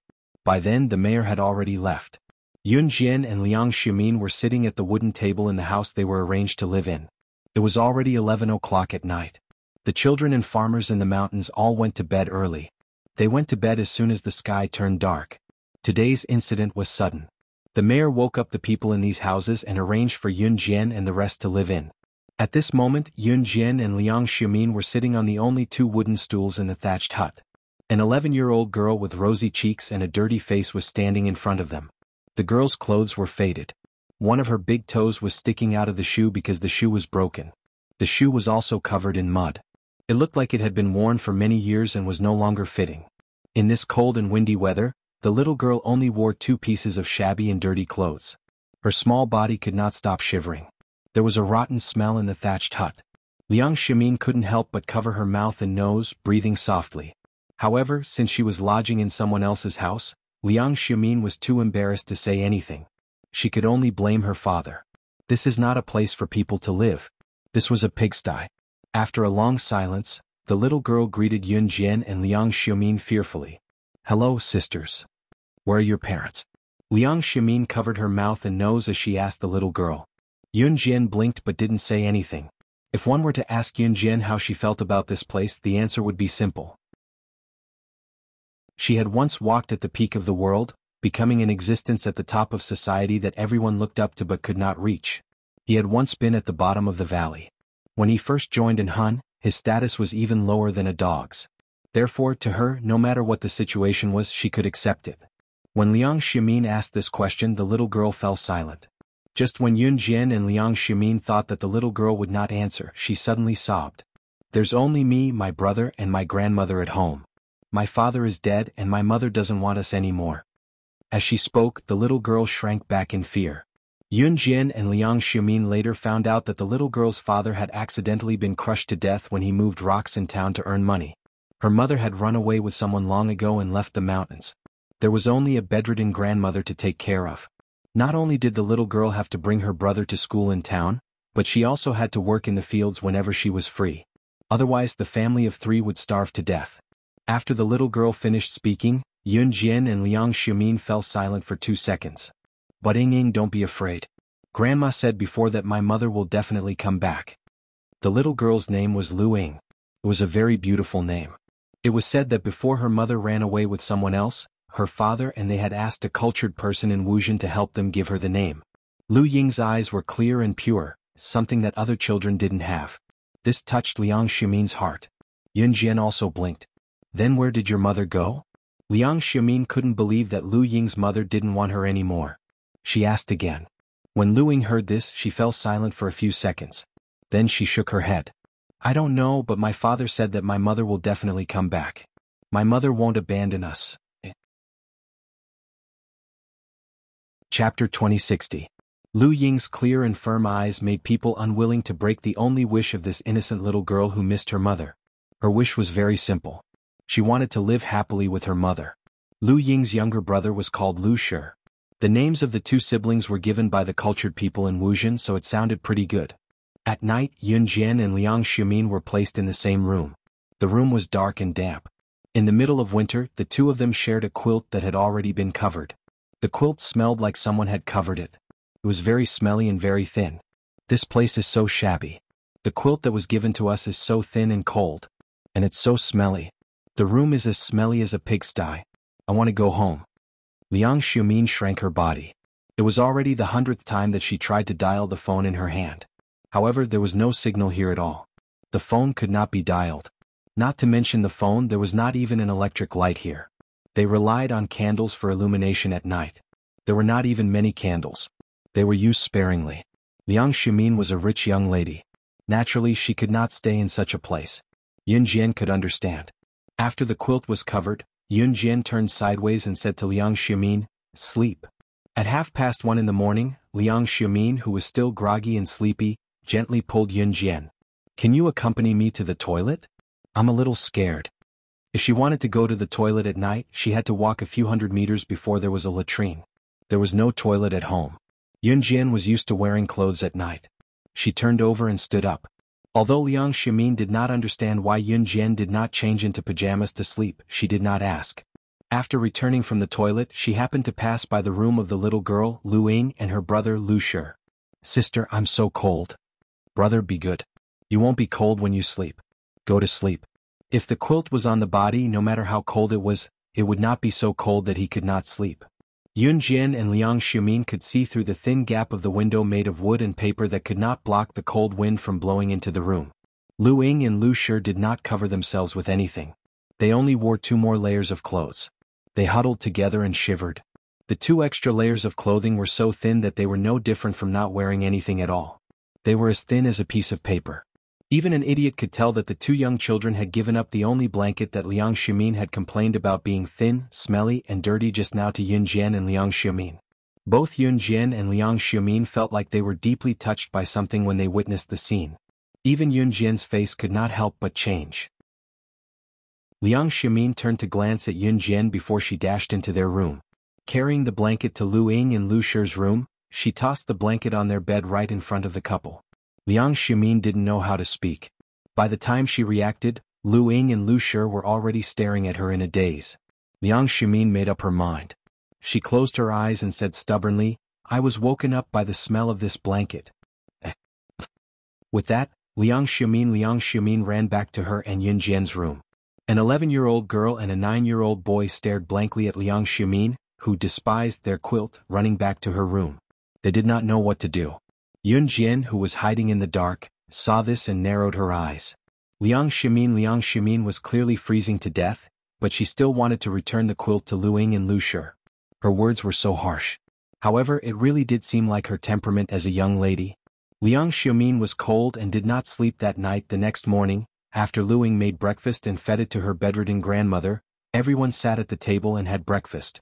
Breakfast was porridge. There were no side dishes. Rather than porridge, it was more like a pot of water with a small handful of rice in it.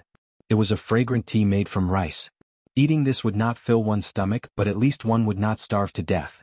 Before going to Wuxian, Lu Ying drew a line on the wall next to her house. Half of the wall was already covered with countless Zheng characters. After Lu Ying finished this line, she pulled her brother and led Yun Jian and Liang Ximin to the mountain path in town. When they were about to reach school, Lu Ying's footsteps became lighter. Liang Ximin could not help but be curious and asked Lu Ying, "Little girl, what did you draw on the wall just now?" "Wait for Mom to come back." Lu Ying pulled her brother and walked briskly. She walked in front and suddenly turned her head and smiled at Yun Jian and Lu Shi, revealing her small canine teeth. "Before Dad left, he said that as long as I filled the wall with Zheng characters, Mom will come back. Some people lived a luxurious life and ate fish and meat every day. But some people had very small wishes. No matter how poor and bitter they were, they only wanted their parents to grow up with them." Chapter 2061. They left at 4:30 p.m. and finally arrived at Wuxia Elementary School at 6:30 p.m.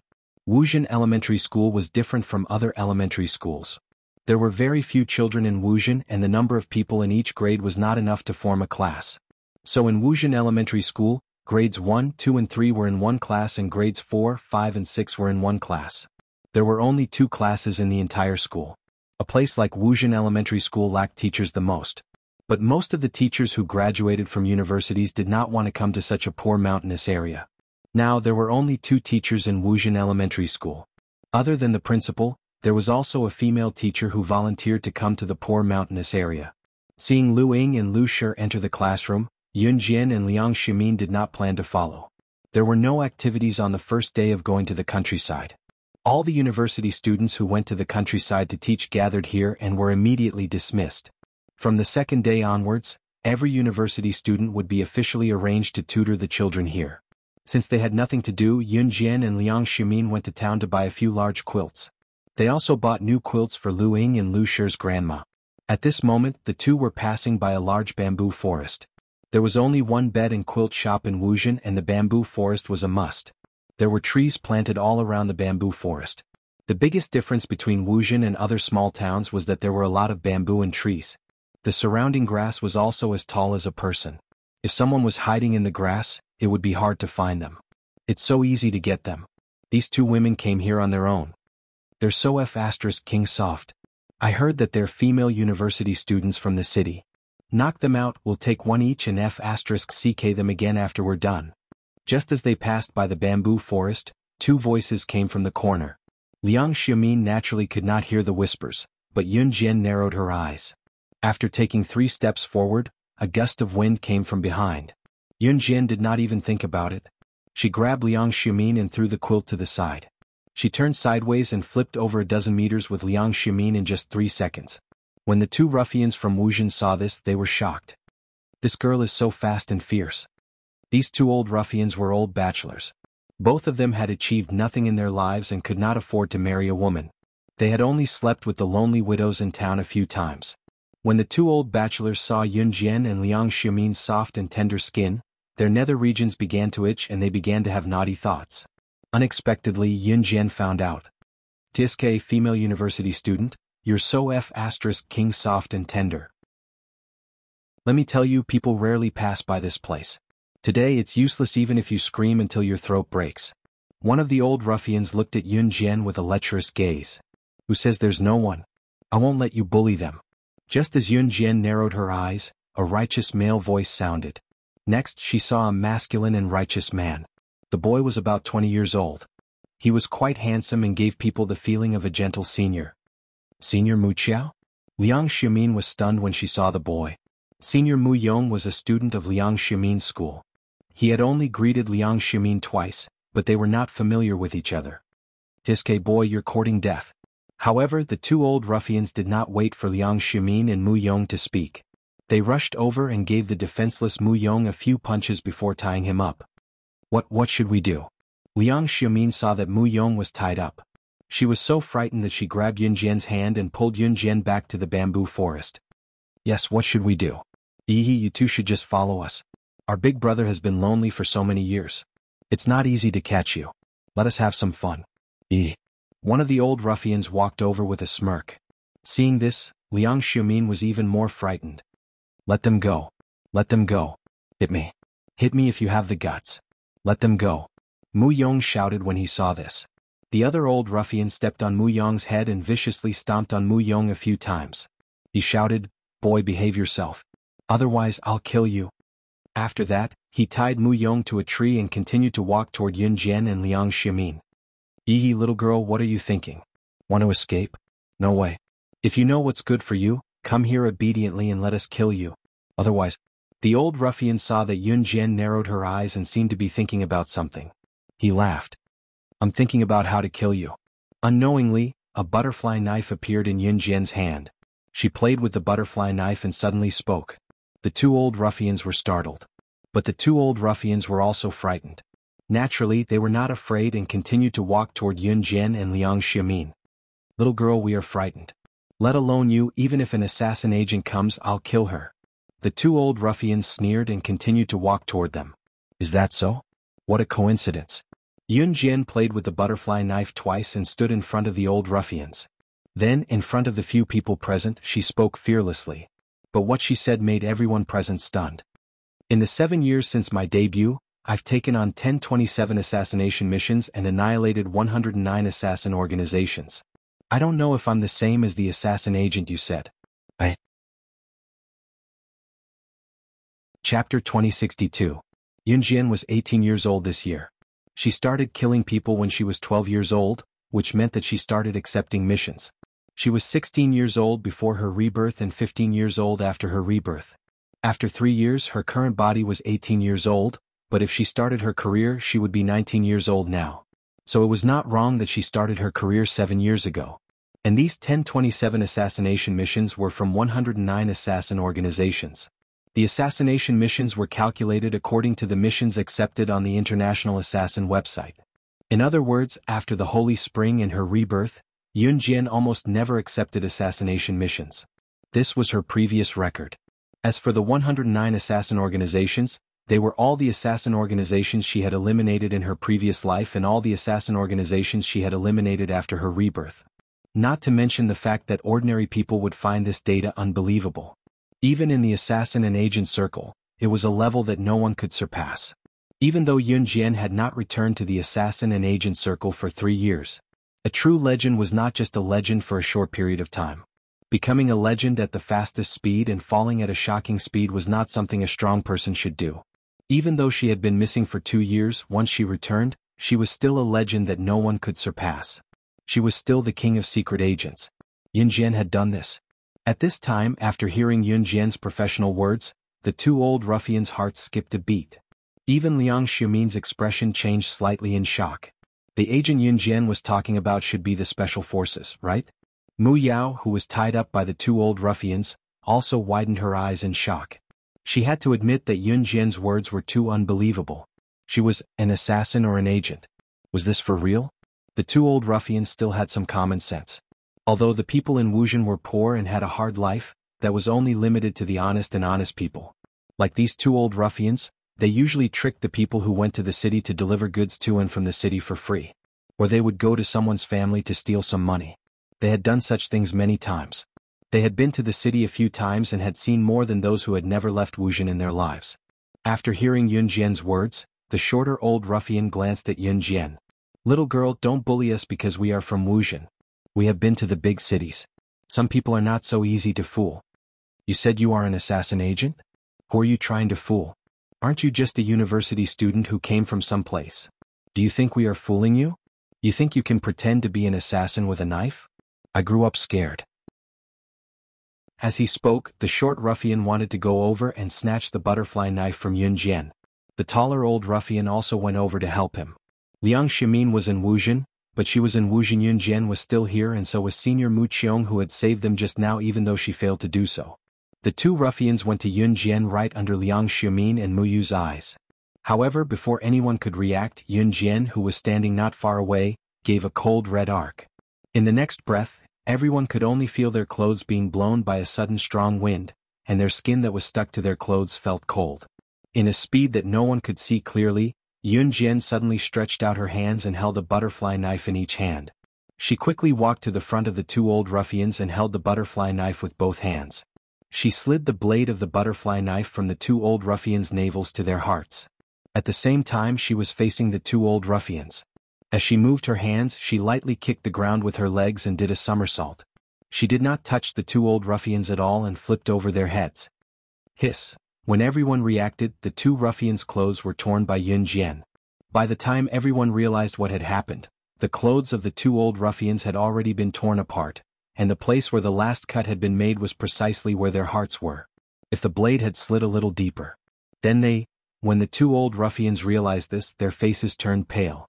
At this time Yun Jian, who was already standing behind the two old ruffians, spoke in an extremely calm voice. That voice was like the scythe of the Grim Reaper chopping down on people's heads, with a frightening magic. "Want to go to hell and try it?" Chapter 2063. I'll send you to hell for free. Just when the two old ruffians witnessed Yun Jian's perfect knife skills, Yun Jian's voice came from behind them. That chilly tone that did not contain the slightest hint of a joke was like the Grim Reaper from hell with a scythe in his hand. It was as if that soul-shaking sound had come from the hall of hell. The two old ruffians widened their eyes and their frightened bodies trembled. Who are you? Even the female university student who fell behind is not as good as you. Are you a university student or not?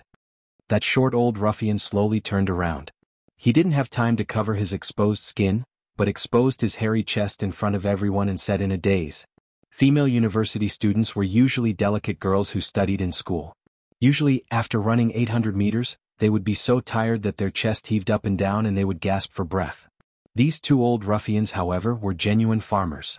They did rough work every day and had done rough work all their lives. Not to mention other things, they were full of strength.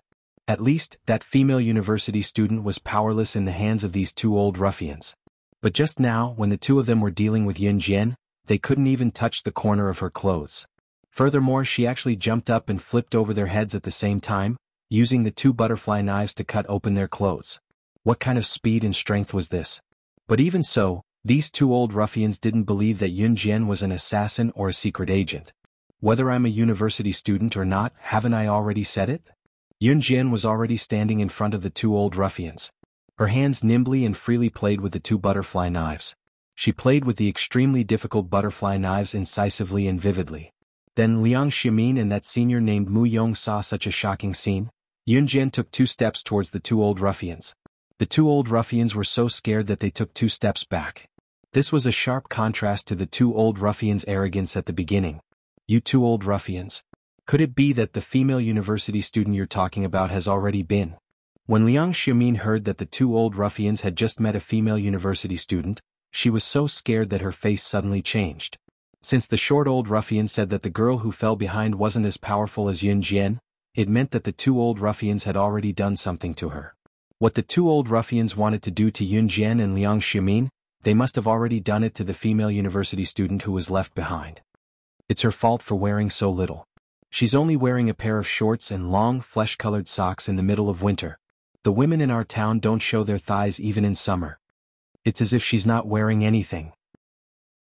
She's not trying to seduce us, she just wants us to do her. What else can she do? The short ruffian still had a reason to quibble. This short old ruffian had a lot of chest hair, the kind that was thick and dense, looking like the body hair of a gorilla. Of course, the short old ruffian's chest hair was concentrated on one point, which made him look even more disgusting. Hearing the old ruffian's words, Liang Xiaomin was so scared that she almost cried. After all, Liang Xiaomin was a pampered person and had never seen such a scene. She felt sorry for the unfortunate female university student, but she was also afraid that if Yun Jian didn't have the ability to do so just now, then wouldn't she and Yun Jian? "I don't care what reason you're using to clear your name. Since you've touched someone, you should pay the price." As Yun Jian spoke, her cold eyes deepened. She held the butterfly knife and walked towards the two old ruffians. You, what do you want to do? Let me tell you, it's illegal to hurt someone." The two old ruffians were so scared that they retreated. Mu Xiao, who was tied up by the two old ruffians, was stunned when she saw this. But in the next second, Mu Xiao heard Yun Jian say, "Is rape not a crime?" At that time, have you ever thought that you've already committed a crime? These words made Mu Xiao want to clap her hands and cheer. But Mu Xiao was tied up. But at this moment, Mu Xiao suddenly saw Yun Jian holding 2 butterfly knives and directly stabbing them into the thighs of the two old ruffians who were about to retreat. Ah! 2 screams pierced through the sky. Blood flowed out. But Yun Jian didn't care about this at all. After she took out the two butterfly knives, she turned around and faced the two old ruffians with her back facing them. She sneered. "I'll cripple one of your legs.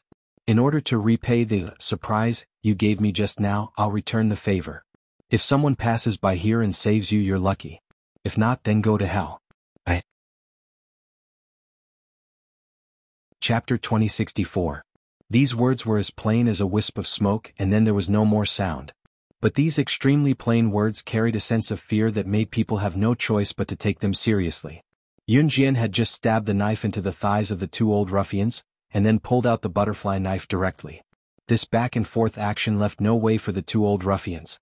If the knife was directly stabbed into their thighs and not pulled out, there would still be a chance for them to survive. After all, the blood in their thighs would not flow out so quickly. But once the knife was pulled out, the blood in their thighs could not be stopped.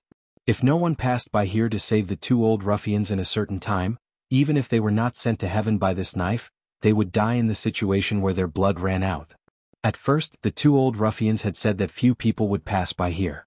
This was also the reason why the two old ruffians chose this place to attack Yunjian and Liang Ximin. But it was a pity that the two old ruffians must have never thought that their previous plan to attack Yunjian and Liang Ximin would backstab them. As for why Yunjian did not directly kill the two old ruffians, it was because she wanted them to watch her die. There was no death more terrifying than watching one's own life slipping away bit by bit. And Yunjian hated people like these two old ruffians who attacked girls when they saw that they had no strength to truss a chicken. This kind of people were the worst. You want to kill us? If you want to kill us, quickly save us, quickly save us, quickly save us.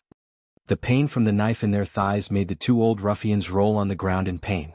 Not to mention standing up and walking, even their vision gradually began to blur. Their tone of speaking was even more vague, and even they did not know what they were saying. "Let's go." In exchange, Yunjian's cold and indifferent words were what they got. Yunjian's words were directed at Liang Ximin. Liang Ximin was a spoiled young lady, and she had never seen such a scene. She screamed in fear from the moment Yunjian stabbed the butterfly knife into the thighs of the two old ruffians. Not to mention at this moment, when she saw the two old ruffians' thighs bleeding non-stop. To be honest, Liang Ximin's soul was almost shaken out of her body. Still not leaving? Seeing that Liang Ximin did not react for a long time, Yunjian narrowed her eyes. Go go go. Go. Liang Ximin did not dare to look at the two old ruffians who were screaming, and ran to Mu Yao.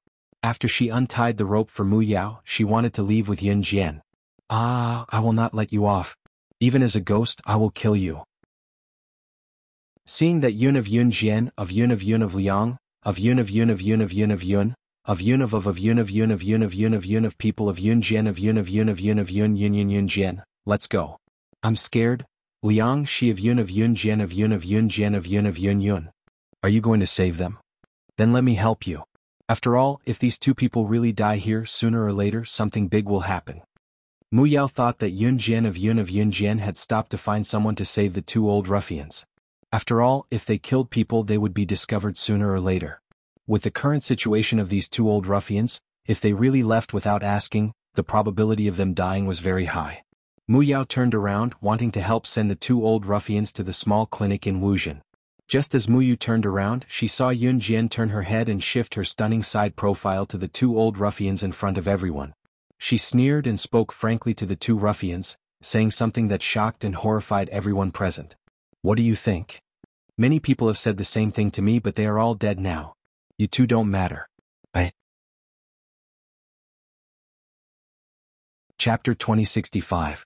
Based on Yunjian's words, everyone present, including Mu Xiao and Liang Ximin, could not help but panic. An emotion called shock swept over them. How many people had Yunjian killed? Or to put it in another way, what kind of place did she grow up in? Why did she have such shocking strength and skills? Mu Xiao had clearly seen that Yunjian did not even blink when she stabbed the two butterfly knives into the thighs of the two ruffians. There was only coldness and indifference in her eyes. It was as if she had just stabbed an ant with the butterfly knives. After Yunjian finished speaking, she did not wait for the two ruffians behind her to hug their thighs and roll on the ground while saying something. She waved at Liang Ximin and Mu Xiao and quickly left. Before Liang Ximin left, she ran over to pick up the newly bought blankets. She did not dare to turn her head to look at the knife wounds on the two ruffians' thighs.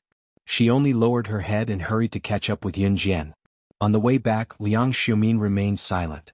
Liang Ximin was a missy after all. When had she ever seen such a scene? Even the scene of a butcher slaughtering a pig would probably make Liang Xiaomin pale with fright. Yun Jian had just stabbed a living person's thigh. Yun Jian, is it really okay for us to just leave like this? Liang Xiaomin turned her head to look around in fear. She hugged the blankets and followed beside Yun Jian. Yun Jian nodded. She did not say anything else. A strange light flashed across Mu Zhao's eyes. It was only then that Mu Yu pointed at Yun Jian and said, "Those two are too shameless. If it weren't for her, we would have really died today. Don't care if they live or die. They deserve it." Moreover, a female classmate who came with us was tragically killed by them. That girl's pure and innocent chastity was sullied by those two things. Such people should die. Mu Zhao's words made Liang Xiaomin's eyes move slightly. Yeah, if it wasn't for Yun Jian today, we would have ended up like that female classmate. I would have died. Liang Xiaomin thought that if her innocence was taken away by that old ruffian before she gave it to her boyfriend, Jin Yu, she probably didn't want to live anymore. At the thought of this, Liang Xiaomin was so frightened that her body trembled. Thinking about it this way, those two old ruffians really deserved to die. Just don't know what happened to the girl who was taken away by the old ruffian. Senior Mu Yu, no matter what, thank you for today. At this moment, Liang Xiaomin suddenly remembered that Mu Yao had rushed out to save her and Yun Jian. She turned her head and thanked her. The eldest miss would sometimes restrain her emotions and thank others. It's fine as long as you guys are fine. Ah. Mu Xiao rubbed his head and laughed. His head had just been stepped on by one of the old ruffians, and now his hair was covered in dust. Seeing this, Liang Xiaomin was even more grateful. Just as they returned to the vicinity of Wuzhen Primary School, one after another, noisy screams were heard. It seemed like something big had happened. When Yun Jian and the other two came to the side of a short mud house, they saw a college girl standing on a steep cliff not far away. This cliff was about 6 stories high. If one jumped down from it, they would definitely die. At the bottom of the cliff, which was the short mud house, there was a group of people surrounding it. A few college students who came with Yun Jian were standing there. They were so frightened that their faces were pale. However, they were desperately shouting for the female student who was standing alone on the cliff to calm down. Sure, don't be agitated. What exactly happened? Don't jump. Don't jump. This was the cry of the female student who wanted to jump down from a high place to commit suicide. What exactly is going on? How would I know? I just came over and saw this little girl wanting to commit suicide. How old is she? She's so noisy. She came to our Wuzhen to commit suicide. If something really happened, what should we do? This girl from the city is really difficult to deal with. Chapter 2066. Except for the female university student who was standing on the high ground with a face full of tears, as well as the friend who was desperately shouting the name of the female university student. Many gossipy women in their 50s or 60s in Wuzhen were standing on the side, watching the show and pointing. It was not an exaggeration to say that they were watching a show. This group of gossipy women had no intention of rushing up to save her. But some of the men around had already taken measures to save her. There were also some people below who helped to persuade the female university student who wanted to jump off the cliff. It's dirty, I don't want to live anymore, it's dirty. The female university student standing on the cliff kept shaking her head and muttering these words. The bystanders couldn't understand what the female university student was saying and thought that she was crazy. She actually wanted to jump off the cliff. Yun Jian, who happened to be passing by, narrowed her eyes. If she guessed correctly, this female university student was the one who was defiled by the two old ruffians. Some people valued their chastity. If they lost their chastity, they would rather die. But some people thought that life was more important and chastity was nothing. Everyone had their own aspirations, just like how radishes and vegetables each had their own preferences. Everyone's mentality was different. But since she was standing on the cliff, this female university student must be someone who valued her chastity very much. She did not jump, of course, because she was afraid and did not want to die. Could she be? Liang Xiaomin suddenly saw the female university student standing on the cliff. Thinking back to the two old ruffians she met just now, she fiercely trembled. This female university student must be the one who was defiled by the two old ruffians. Otherwise, why would a perfectly good girl want to commit suicide? And it was so good that she chose to commit suicide at this time. Seeing this scene, Liang Xiaomin suddenly felt that Yun Jian's way of dealing with the two old ruffians was not too ruthless. She was hurt to the point of wanting to commit suicide. Those two old ruffians deserved to die. What should we do, Yun Jian? Liang Xiaomin was a little scared and did not dare to look at the cliff. She was afraid that the female university student would really jump off like this. Let's go. Yun Jian's indifferent voice sounded, and then she had already walked away. Liang Xiaomin was stunned. Isn't it too immoral to turn a blind eye? Shall we go over and help? Obviously, Mu Xiao was not very satisfied with Yun Jian's current performance. Unexpectedly, just as Mu Ming finished speaking, Yun Jian's voice rang out, if she wants to die, no one can save her for the rest of her life. Even if he was saved this time, what about the next time? What about the next time? Yun Jian's words stunned Mu Xiao. After recovering from the shock, Mu Xiao lowered her eyes and did not speak again. After that, Mu Xiao and Liang Xiaomin followed Yun Jian back to Wuxia Primary School. The moment they were about to enter the school, Yun Jian suddenly spoke, leaving behind a sentence that made Mu Yu and Liang Xiaomin feel relieved for some reason. She doesn't know how to jump. Wuxia Primary School. The students were still in school. In the dilapidated field, a large group of girls sat together to listen to Shin Qingjiang's bragging. Ever since he successfully stole something from New Cruz, Shin Qingjiang felt more and more that he was suited to be a master thief. At this moment, Shin Qingjiang was showing off his ability to steal in front of the girls. Obviously, the girl who jumped off the cliff was not with Shin Qingjiang's group. Come. Have you hidden the coins properly? It's time for me to show off my amazing stealing skills. Shin Qingjiang rubbed his hands. A smug expression appeared on his not-so-handsome face. The girls could not wait any longer and all of them responded. Good. Next, put your hands on top of mine. I'll steal the coins from you in the shortest time possible. As Shin Qingjiang spoke, the girls placed their hands on Shin Qingjiang's hands without any warning, as though they had heard a cult. Meanwhile, Yun Jian and the other two had just walked past Shin Qingjiang's group. On the other side, Shin Qingjiang took the opportunity to secretly touch the hands of this group of silly girls a few times. His other hand, on the other hand, quickly and skillfully, secretly took out coins from the girls' pockets. About 2 minutes later, Shin Qingjiang, who had finally found all the coins on the girls, shouted, "All right. I bet you guys didn't notice that the coins are on me." After saying this, Shin Qingjiang spread out his hand, wanting to show the coin to the girls, causing them to scream. When he opened his hands, the coins were gone. How could they be gone? That's impossible. Absolutely impossible. The coins were behind me just now. How could it be? Shin Qingjiang shook his head absent-mindedly. It was then that Yun Jian, who had walked 5 meters away, turned around under Mu Xiao and Liang Xiaomin's bewildered gazes. She stretched out her hand and scattered the handful of coins on the ground in front of everyone. She smirked. Is this what you're looking for? When did you take the coins? Why are they with you? Shin Qingjiang's expression changed drastically. I'm the disciple of the international master thief, Lam. If you stole something from me, I definitely feel it. How could this be? Shin Qingjiang revealed his secret in his nervousness. Hearing Shin Qingjiang's words, Yun Jian narrowed her eyes slightly. Lam from the fox hunting organization? In the next second, Yun Jian's beautiful voice resounded through the whole place. The fox hunting organization was the biggest international master thief organization. How did you know? Shin Qingjiang was shocked again. Then he frowned and said, since you know how powerful my master is, how dare you? This was already his biggest secret. He had never told anyone. How did she know?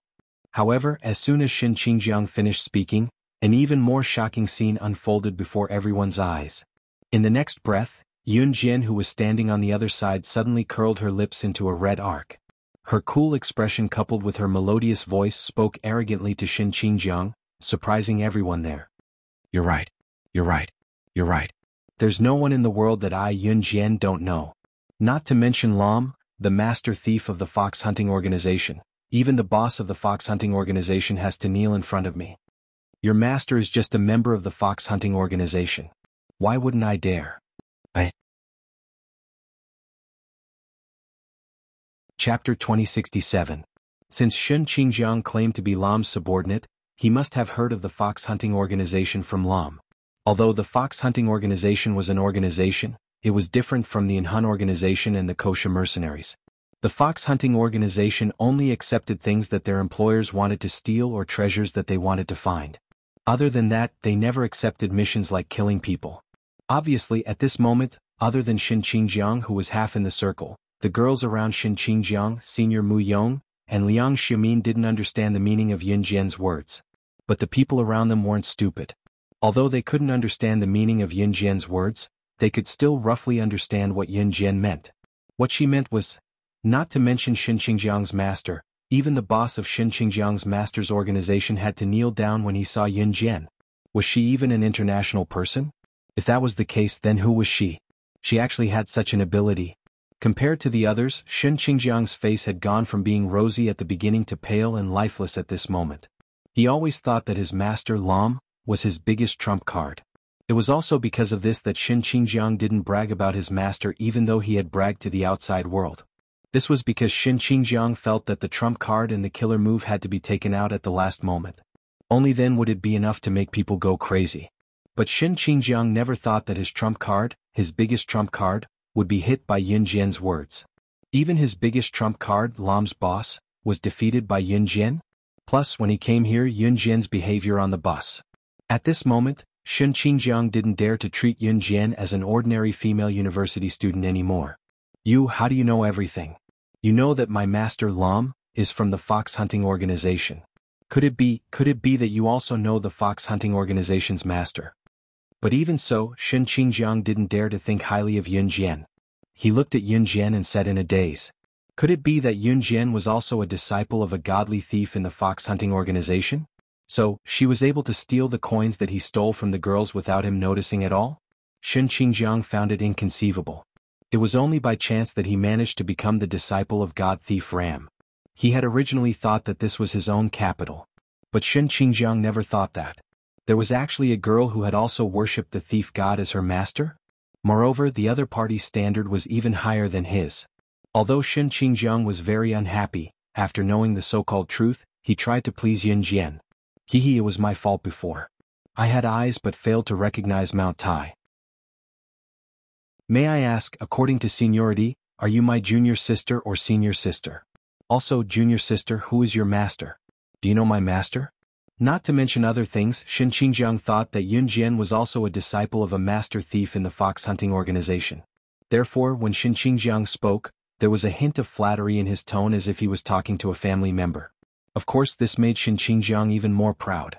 At the same time, Shin Qingjiang even heard the girls around him boasting about him with even more exaggerated words. However, just as Shin Qingjiang was enjoying this feeling, Yun Jian's words were arrogant and brash. Her arrogance carried an absolute aura, as well as a sense of awe that made people have no choice but to submit to her. She said word by word to Shin Qingjiang, who was in a fantasy in front of everyone, "How can a small fox hunting organization trap me? If I want, I can take over the fox hunting organization at any time. Rum was blind to take you in. But it doesn't matter, I will make him cut ties with you. You want to have a relationship with the fox hunting organization? You are not worthy."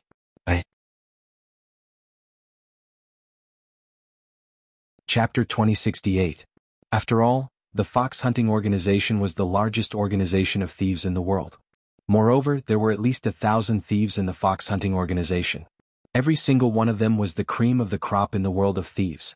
Yun Jian could recite the information of anyone who had some international reputation. Shin Qingjiang's master, the man named Lam, was actually at the bottom of the hierarchy in the fox hunting organization. Otherwise, the real top figures in the fox hunting organization would never have taken someone like Shin Qingjiang as their disciple. Yun Jian's words were like the worst nightmare in Shin Qingjiang's ears. To Shin Qingjiang, having his master as the master thief of the fox hunting organization Lam was the most honorable thing for Shin Qingjiang. Shin Qingjiang didn't even hesitate to hide this layer of his identity. He wanted to wait for the right time to reveal this layer of his identity and surprise the group of girls around him. Then their impression of him would rise sharply. However, Shin Qingjiang had never expected Yun Jian to appear. Judging from Yun Jian's tone, could she be even more powerful than the fox hunting organization? Who the hell are you? Shin Qingjiang looked at Yun Jian and asked in a daze. The more he wanted to know about Yun Jian's identity, the more he wanted to understand it. If she was not a master thief, why did she have such frightening skills? Liang Xiaomin had naturally heard her father mention Yun Jian's identity as an advanced special forces soldier. Liang Xiaomin did not say a word at this moment. She hugged the quilts and stood where she was, waiting for Yun Jian. A trace of doubt flashed across Mu Yu's eyes, but she did not say anything. When Shin Qingjiang asked the last question, Yun Jian had already turned and walked toward Liang Xiaomin. Halfway there, she stopped and turned sideways, exposing her beautiful side profile to Shin Qingjiang and the group of girls standing beside her. The red arc of her lips curved slightly. The next second she gave a mesmerizing smile and said, "I'm the owner of the sports car design you stole." It was hard to tell what she meant at first, but if one thought about it carefully they would be horrified. "I stole that design from New Cruise, so its owner should be the director of New Cruise." Could she be? She's the director of New Cruise? Shin Qingjiang thought about it carefully and finally guessed this. He shouted these words in front of the group of female students around him in horror. When he lifted his head to look for Yun Jian, Liang Ximin and Muyu, he realized that Yun Jian and the other two were long gone. In the field of Wuzhen Primary School, Shin Qingjiang, who had lost all his face but was in a mess at the moment, as well as the doubtful female students, were left dumbfounded. At that moment Yun Jian's group, Yun Jian's and the girls' class. The classroom here was very shabby. The classroom was also a mud house built with simple mud. The door of the classroom was a wooden door that had not been painted. The tables and benches were broken, making creaking noises when one sat on them or placed their hands on them. Just the sight of it was enough to scare one. It was a miracle that one did not fall off from sitting on the benches. There was not much light in the class, but the children were studying seriously. They did not even notice Yun Jian's group entering the class. Luing was skinny and not tall. She sat in the front row. She was an 11-year-old child, but due to her stunted growth she looked like an 8 or 9-year-old. Her thin clothes covered her body, and the cold wind that blew into the room from outside the window made her shiver from the cold. Chapter 2069. Of course, Luing was not the only child who was shivering from the cold. A large group of children in the classroom were all wearing thin clothes, huddling in the thin clothes that could not even keep them warm. At that moment, every child maintained the same action, which was to flip through the colorful textbooks under their hands, unwilling to let go. These textbooks were bought from a donation program organized by a few universities in Jiang City and brought to the poor mountainous area of Wuzhen as a gift for these poor children. The children had never seen such colorful textbooks before and were so excited that they did not even want to raise their heads. "It's the big sister and big brother who gave us the colorful textbooks." Yun Jian had just walked into the classroom. Even the teacher standing on the podium did not notice her and Liang Xiumin's arrival. A mischievous little boy suddenly shouted. Then the children sitting in the classroom saw this and carefully took out their folded paper from their drawers, running towards Yun Jian and the other two. "Thank you big sister and big brother for the colorful textbooks. We really like them, but we don't have anything to give them to big sister and big brother, so we folded them ourselves. We hope you like them." A cute little girl stretched out her dirty little hands, holding a folded paper crane with both hands, and handed it to Yun Jian. In her clear eyes, there was an innocence that the children in the city would never have. The little girl's hands were dirty, and there was a stench on her body, as if she had not bathed in a long time. But Yun Jian did not say anything and took the paper crane from the little girl, giving the little girl a smile. "Thank you." The paper crane was very light, and the origami was very tattered. It was obvious that the little girl had hidden this origami for a long time, folding and unfolding it again and again. Now the little girl had given her favorite treasure to her. "It's good that big sister likes it." The little girl stuck out her tongue playfully. These children used origami to fold many animals and gave them to Yun Jian, Liang Xiumin and Muyu. Although the things were small and did not have much value, they were mixed with the children's thoughts.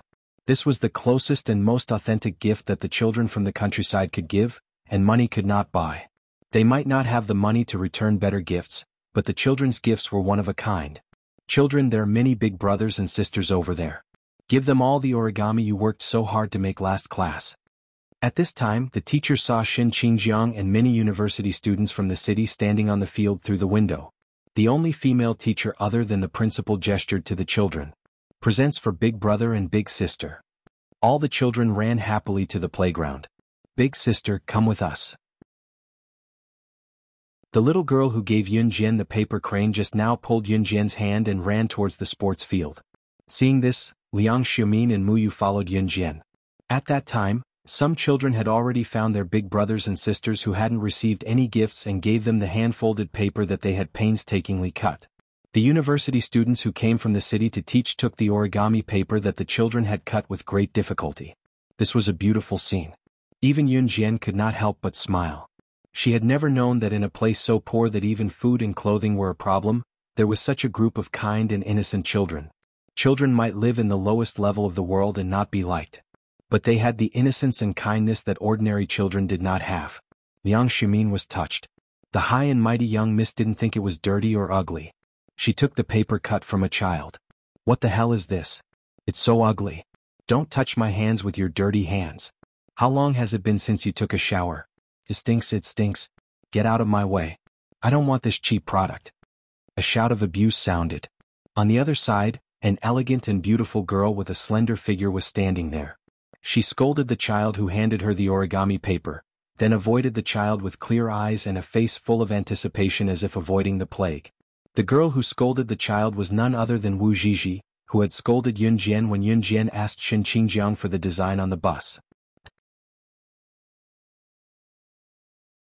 Chapter 2070.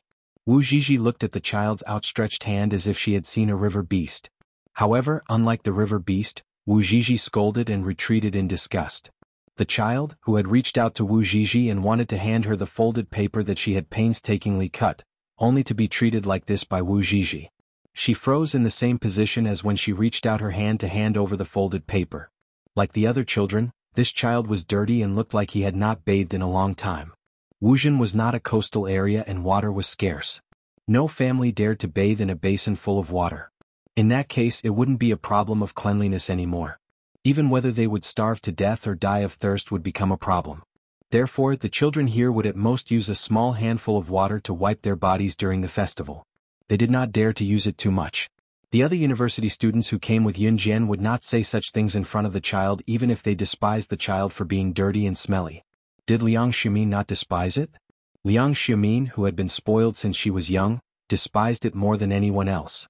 However, she would not say such things in front of the child. She would not hurt the child's young heart in such a cruel way. After Wu Zhizhi's heartless words left her mouth, everyone around her was stunned. The child was also stunned. Wu Zhizhi, what are you saying? How can you say such things in front of such a young child? Even a girl who came with Wu Zhizhi could not stand it anymore and started to criticize Wu Zhizhi. However, before the girl could finish speaking, Wu Zhizhi spoke first. I didn't say anything that I shouldn't say. Am I not telling the truth? Moreover, my father is the richest man in Jiangqing. If you let me come into contact with these filthy people, what should I do if I get a disease? My father reminded me before we came. A rich young lady like me won't stoop to your level. I have to protect myself. As Wu Zhizhi spoke, she raised her head proudly and talked in a circle in front of Yun Jian. In fact, Wu Zhizhi was already displeased with Yun Jian when they were on the bus. Shen Qingjiang's boasting made Wu Zhizhi deeply believe in the cult. She believed everything he said. Yun Jian had treated Shen Qingjiang like that just now. Wu Zhizhi had long wanted to find an opportunity to make it difficult for Yun Jian. Even saying those cruel words to the child just now was just to draw out the following words. When Yun Jian heard that her father was the richest man in Jiang City, she seemed to blink her eyes. Wu Zhizhi thought that Yun Jian was shocked by her family's wealth. Thinking of this, Wu Zhizhi became even more smug.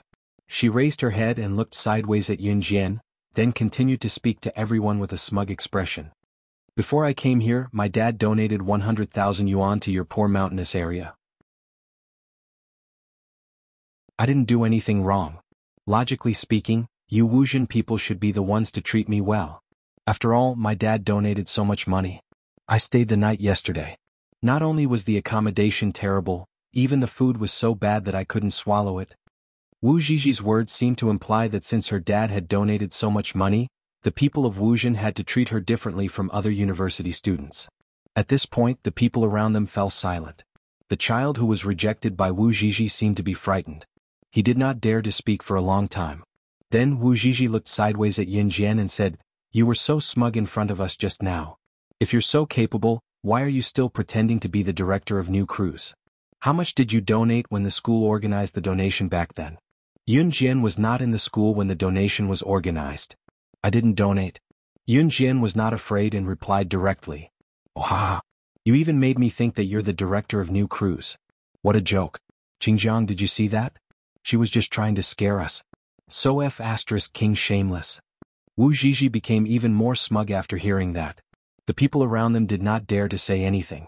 Even the female teacher from Wuzhen looked embarrassed. However, just as Wu Zhizhi thought that she was invincible, she saw Yun Jian take out her phone from her pocket in front of everyone. Wu Zhizhi was stunned. Yun Jian, who was standing in front of Wu Zhizhi, smiled and said, "Thanks for the reminder. I wasn't in the school when the donation was made." It was clearly a thank you, but Wu Zhizhi shuddered after hearing it. Instantly Yun Jian's smile faded. She dialed a number expressionlessly in front of everyone. Before the call was connected, she continued to speak to Wu Zhizhi. "However, your father is the richest man in Jiangqing. Donating a mere 100,000 yuan is too petty." Just as she finished speaking, Yun Jian's call was connected. Then, in front of Wu Zhizhi, Shen Qingjiang and everyone else, Yun Jian spoke to the person on the other end of the phone. Her cold but commanding words echoed throughout the hall, indirectly giving Wu Zhizhi a loud slap. "Zhang Jifan, in 3 days donate 1 billion yuan to Xixiang organization in my name as the director of new crews and send it to the poor mountainous areas." Chapter 2071. Without waiting for a reply, Yun Jian hung up and put her phone back into her pocket. It was as if nothing had happened. However, everyone's expression changed drastically at Yun Jian's words. Especially Wu Zhizhi, who had purposely picked on Yun Jian earlier. After hearing what Yun Jian said, Wu Zhizhi's expression changed from its initial arrogance to its darkest point. "Why, you're really New Cruise's director?" The exclamation did not come from Wu Zhizhi's mouth. Wu Zhizhi was so shocked that she could not speak. How would she dare to speak? The person who spoke was none other than Shen Qingjiang. Did that mean that Yun Jian had heard him stealing something from New Cruise? Was that why she had attacked him? Shen Qingjiang was both afraid and terrified. He suddenly recalled that if Yun Jian was New Cruise's director, based on the company's current development, it was not unbelievable that his master's fox hunting organization would give her face. However, was Yun Jian really New Cruise's director? Wu Zhizhi couldn't say a word for a long time. Finally, when she saw that everyone was staring at her, she stammered, "You? Look. What are you looking at?" She said she's New Cruise's director, so be it. There's no signal here. Maybe she made a fake call just now. After saying that, Wu Zhizhi came to her senses. That was right. There was no signal in Wuzhen. Yun Jian's call just now must have been an act. Wu Zhizhi's confidence grew as she thought about that. She lifted her head again to look at Yun Jian and swore. "I was wondering why you hung up after saying that. It must be because you didn't make the call. If you call without signal, the other party won't even pick up. Ah! How dare you pretend to be New Cruise's director? What a joke." Wu Zhizhi's voice grew louder and louder. However, the moment Wu Zhizhi finished speaking, the only female teacher in Wuzhen Primary School, other than the principal, pursed her lips and added, "There's basically no signal in Wuzhen, but there's a small shop next to Wuzhen Primary School. There's a phone installed in that shop. That's the only phone in Wuzhen, so when the school has good signal, you can make calls from here." The female teacher's words made Wu Zhizhi, who had thought that what she said made sense, instantly shut her mouth. "When you came over this morning, the principal told me to remember to tell you about this, but I forgot to tell you. Student, I didn't say anything about this. How did you know that there was a signal here?" As the female teacher spoke, she turned to look at Yun Jian and asked. A normal person would not try every place after coming to Wuzhen the day before. Since there was no signal, they would not try everywhere. After all, mobile phones in this era were not smartphones. There were not many fun games. At most, one could make a call. There was no difference whether there was a signal or not. If it was smartphones nowadays, people would definitely run to Wu Town to ask if there was any signal. Even if there was no signal in every place, they would still try it. After hearing the female teacher's words, everyone turned to look at Yun Jian. Yun Jian, who stood where she was, narrowed her eyes and gave a half-smile before she spoke up. "Of course I saw the phone in the small shop near the school. If there was no signal, the phone wouldn't be placed at the counter. Since it was placed at the most obvious counter, it must be to attract customers to make calls there. Of course there would be a signal." Chapter 2072. Yun Jian's words were very logical. Actually, many people could analyze it, but no one was as observant as Yun Jian. Take Wu Zhizhi for example. She had been acting like a spoiled brat since the beginning. Whenever she caught something that she thought made sense, she would assume that she was right. She had no ability to analyze logically at all. People like her would usually be in the worst situation after the truth was revealed. As expected, after the female teacher and Yun Jian finished speaking, Wu Zhizhi could not say anything else. 3 days. Let's wait and see. I'd like to see if the people from New Cruise will come with 1 billion. She knew it was impossible even if she thought about it. 1 billion. That was not a small number. Even if it was a huge international corporation like New Cruise that stood on the international stage, it was almost impossible for them to fork out 1 billion yuan. 1 billion yuan was on a completely different level compared to the 100,000 yuan that her family could fork out. Could Yun Jian really do that? After Wu Zhizhi said that to Yun Jian, she was too embarrassed to stay there any longer. Therefore she turned around to call her friend, Kai Xinyuan, who was so fat that her body would jiggle with every few steps she took. She left the place pathetically. After Wu Zhizhi and her friend fled, Shen Qingjiang also left with the group of girls in a panic. It was only when the group was far away that Liang Xiaomin looked at Yun Jian and exclaimed excitedly, "Yun Jian, you were so cool just now. Ah, didn't you see how green that girl's face was? I've never seen a rich girl who likes to throw a tantrum more than I do. I just can't stand her. That felt good. That felt so good." Liang Xiaomin almost clapped and cheered as she spoke. On the other hand, Mu Yu was very rational. He pursed his lips and tilted his head to look at Liang Xiaomin. He then turned to Yun Jian and said, "You really pissed them off just now. I agree that you should take them down a notch.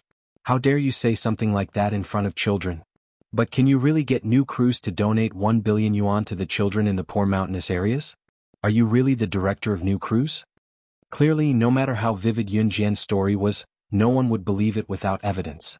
After all, this was too unreasonable. Hearing this, Liang Xiaomin also turned to look at Yun Jian, only to see Yun Jian, who was standing in front of them, squinting slightly and saying, "Take a guess." The people who were born and raised in Wuzhen had never left the mountains. Even the female teacher, who had been teaching in Wuzhen for many years, had been isolated from the world for many years. Therefore they had no idea what New Cruise was. The children didn't know how much 1 billion was either. The children here generally learned slower than the children in the city. Without the guidance of a master teacher, no matter how hard they worked, they couldn't compare to the children in the city. "Big sister, can I take you to herd the lambs after school? Big sister is so pretty, the lambs will definitely like you very much." The child, who had just been scolded by Wu Zhizhi in that tone, walked to Yun Jian shakily and said to Yun Jian. She was a very cute little girl, but because she hadn't bathed for a long time, she reeked of sweat and her face and hands were dirty. After being scolded by Wu Zhizhi, the little girl dared not touch Yun Jian's hand, afraid that Yun Jian would despise her too. "Then it's a deal. You'll take us to herd the lambs after school." Before Yun Jian could reply, Liang Xiaomin responded to the cute little girl first. Liang Xiaomin was stunned when she saw that everyone was looking at her. She then coughed twice and looked to the side. She said something that didn't match her heart. "I'm sorry. Ahem. I'm not the one who wants to herd the lambs with you. I saw that you wanted Yun Jian to go, so I agreed on Yun Jian's behalf. I'm just going to check it out along the way." This young lady's arrogance was unparalleled. When the children heard Liang Xiaomin's words, they all giggled. What are you laughing at?" Liang Xiaomin's face was stiff, but she didn't look fierce at all. "Big sister, you're much cuter than those sisters who left just now." A naughty little boy put his hands around his mouth and shouted loudly. The scene was peaceful. The little girl who had invited Yun Jian to herd the lambs was called Xing Zi by everyone. This naughty little boy was called He Qifang. The group of children immediately started playing with Liang Xiaomin. Liang Xiaomin's arrogant temper was completely worn out. At 3:30 in the afternoon, after the children had finished school, Yun Jian, the group of children, and Liang Xiaomin were walking to a place where they grazed the lambs. In the end, one of the children forgot to bring home the textbook for homework. It was too slow for the child to go back and get it, and it was too dangerous for him to walk alone. Yun Jian let the group go to the hill where the lambs were grazed first, and she rushed back to school to get it. Just as she arrived at the child's classroom, she suddenly heard two strange voices.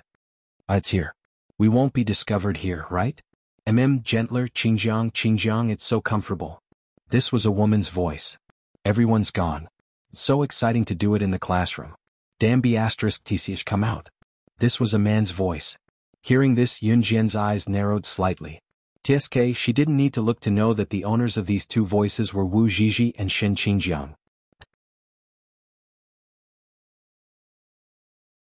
Chapter 2073. Shen Qingjiang used these vulgar words to shout at Wu Zhizhi, and even used his hand to smack Wu Zhizhi's but a few times. That strength, it did not seem like he was flirting but more like he was hitting someone. But Yun Jian did not see any of this. When she heard the commotion, she walked into the other classroom where Shen Qingjiang and Wu Zhizhi were having an affair. She took the child's textbook from the classroom and left the school. Yun Jian did not have the hobby of stealing other people's affairs. Yun Jian quickly caught up with the group of children. The sun had set, and on the not-too-steep hill, the children were herding the sheep, letting Yun Jian and Liang Xiumin touch the newborn lambs. They were all so happy that they did not want to go home. "Sister, look, the lambs love you." Xing Zi squatted in front of Yun Jian and Liang Xiumin, holding a lamb in her arms, and said with a smile. On that dirty face there was the innocence of a child. The lamb was not an adult but a newborn lamb that could already walk. It also had the appearance of an adult lamb, but it was small and cute. Bong! The lamb turned its head like a chicken pecking at rice to Yun Jian and bleated. On this hill there were people herding cows and sheep, and a large group of ducks and chickens running around chasing each other. Although it was noisy, Yun Jian felt a sense of tranquility. That was a sense of tranquility in the heart. "Sister, do you want to hold the lamb?" Xing Zi asked as she looked at Yun Jian with her large black eyes, holding the lamb in her arms. Yun Jian nodded. Xing Zi passed the lamb into Yun Jian's arms. The lamb was very obedient, and stayed in Yun Jian's arms without making a sound or moving. It was very obedient. "Sister, look, this lamb loves you so much." Xing Zi shouted happily as if she had discovered a new world. Evening passed quickly, and in the blink of an eye, the sky was about to turn dark. Everyone returned to Wuzhen the way they came, and then took a detour to go home. "Do you have any dreams?" Yun Jian suddenly asked. She still had a long way to go. She still had to deal with the mysterious man and the Reverse Emperor organization. He couldn't stop leading the Kosha mercenaries forward, or there would be thousands of Reverse Emperors rising in the future. Then what about this group of innocent children? What were their dreams? Xing Zi, He Qifeng, Lu Ying, and the other children were silent for a while. In the next second, the group of children spoke resolutely one after another. "Our dream is to leave the mountains." "That's right. The teacher said that as long as you study hard, you will be able to walk out of the mountain." "I want to see the outside world." You wanted to see the outside world. After the last child finished speaking, everyone fell silent. It was such a small wish, but for these children, it was harder than ascending to the heavens. They did not have great ambitions. Their only wish was to walk out of the mountains and see the outside world. At this moment, Yun Jian didn't know what to say. Perhaps some people would say that she had the ability to let these children see the outside world. But Yun Jian wouldn't do that. The outside world was not as beautiful as the children imagined. The children would understand when they left the mountains with their own strength. If they couldn't leave the mountains with their own strength, it would be better for them to keep their innocent hearts forever. When they came down from the mountains, there was still a trace of afterglow in the sky. The dim orange afterglow reflected on the clouds. It was very beautiful. "Hey, that's..." As soon as they came down from the mountains, Muyu saw a girl sitting on the stairs. The girl was surrounded by a group of people and she was talking about something. The girl was leaning on another girl's shoulder and tears were flowing down her face. "It's the girl who tried to jump off the cliff just now." Yun Jian walked past Muyu and Liang Xiumin and said, "You're right. She wouldn't jump off the cliff." "How did you know?" Muyu was surprised for a moment. Yun Jian, who was walking in front of them, turned her head sideways, and said something that Muyu didn't understand. "Her eyes can tell me everything I want to know." Chapter 2074. Her words lagged behind for a long time. It turned out that Mu Xiao couldn't figure out the meaning of Yun Jian's words even after thinking for a long time. In the end, she couldn't figure it out and simply stopped thinking about it.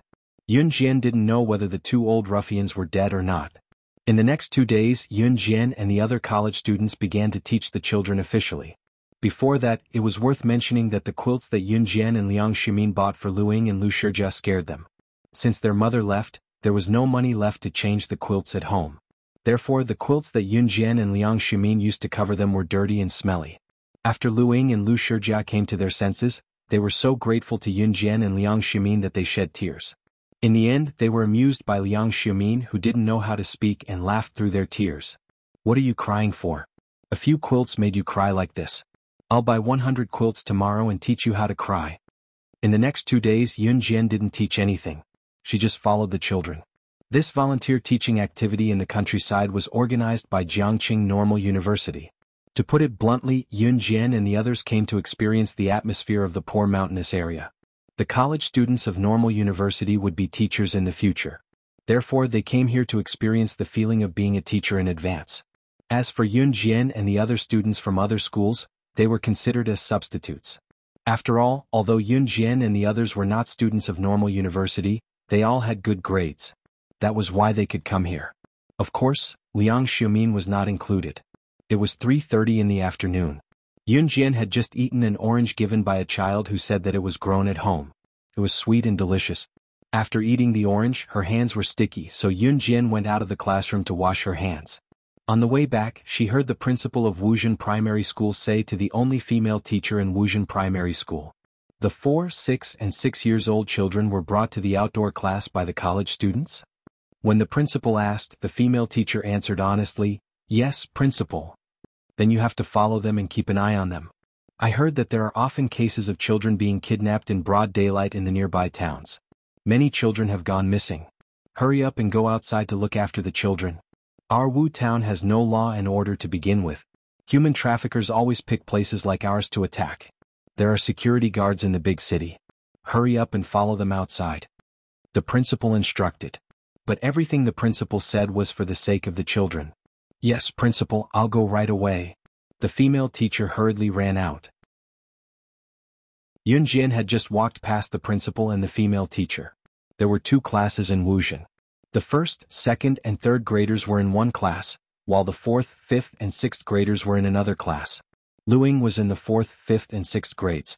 Last time, the ones who brought Yun Jian, Liang Ximin, and the others to herd the sheep on the mountain were the students in the 4th, 5th, and 6th grades. Yun Jian had just passed by the principal and the female teachers when she was stopped by the elegant and beautiful Wu Zhizhi with a sneer on her face. "Today's the 3rd day. You said you wanted New Cruise to donate 1 billion RMB. It's almost evening now. Where are the people from New Cruise?" Wu Zhizhi was all smiles as if she could already see Yun Jian making a fool of herself. "Today's not over yet," Yun Jian replied. After that, she walked past Wu Zhizhi and headed inside. However, just as she was about to enter the classroom, a female teacher who had rushed back from afar cried out at the entrance. "Oh no! The children! The children have really been kidnapped. Principal! 5 of our children have been kidnapped into a black van. Hurry up and get the people in town to save them." Just as the female teacher found the children, she saw a group of masked people dragging the children into a black van. The female teacher tried to stop them but was punched.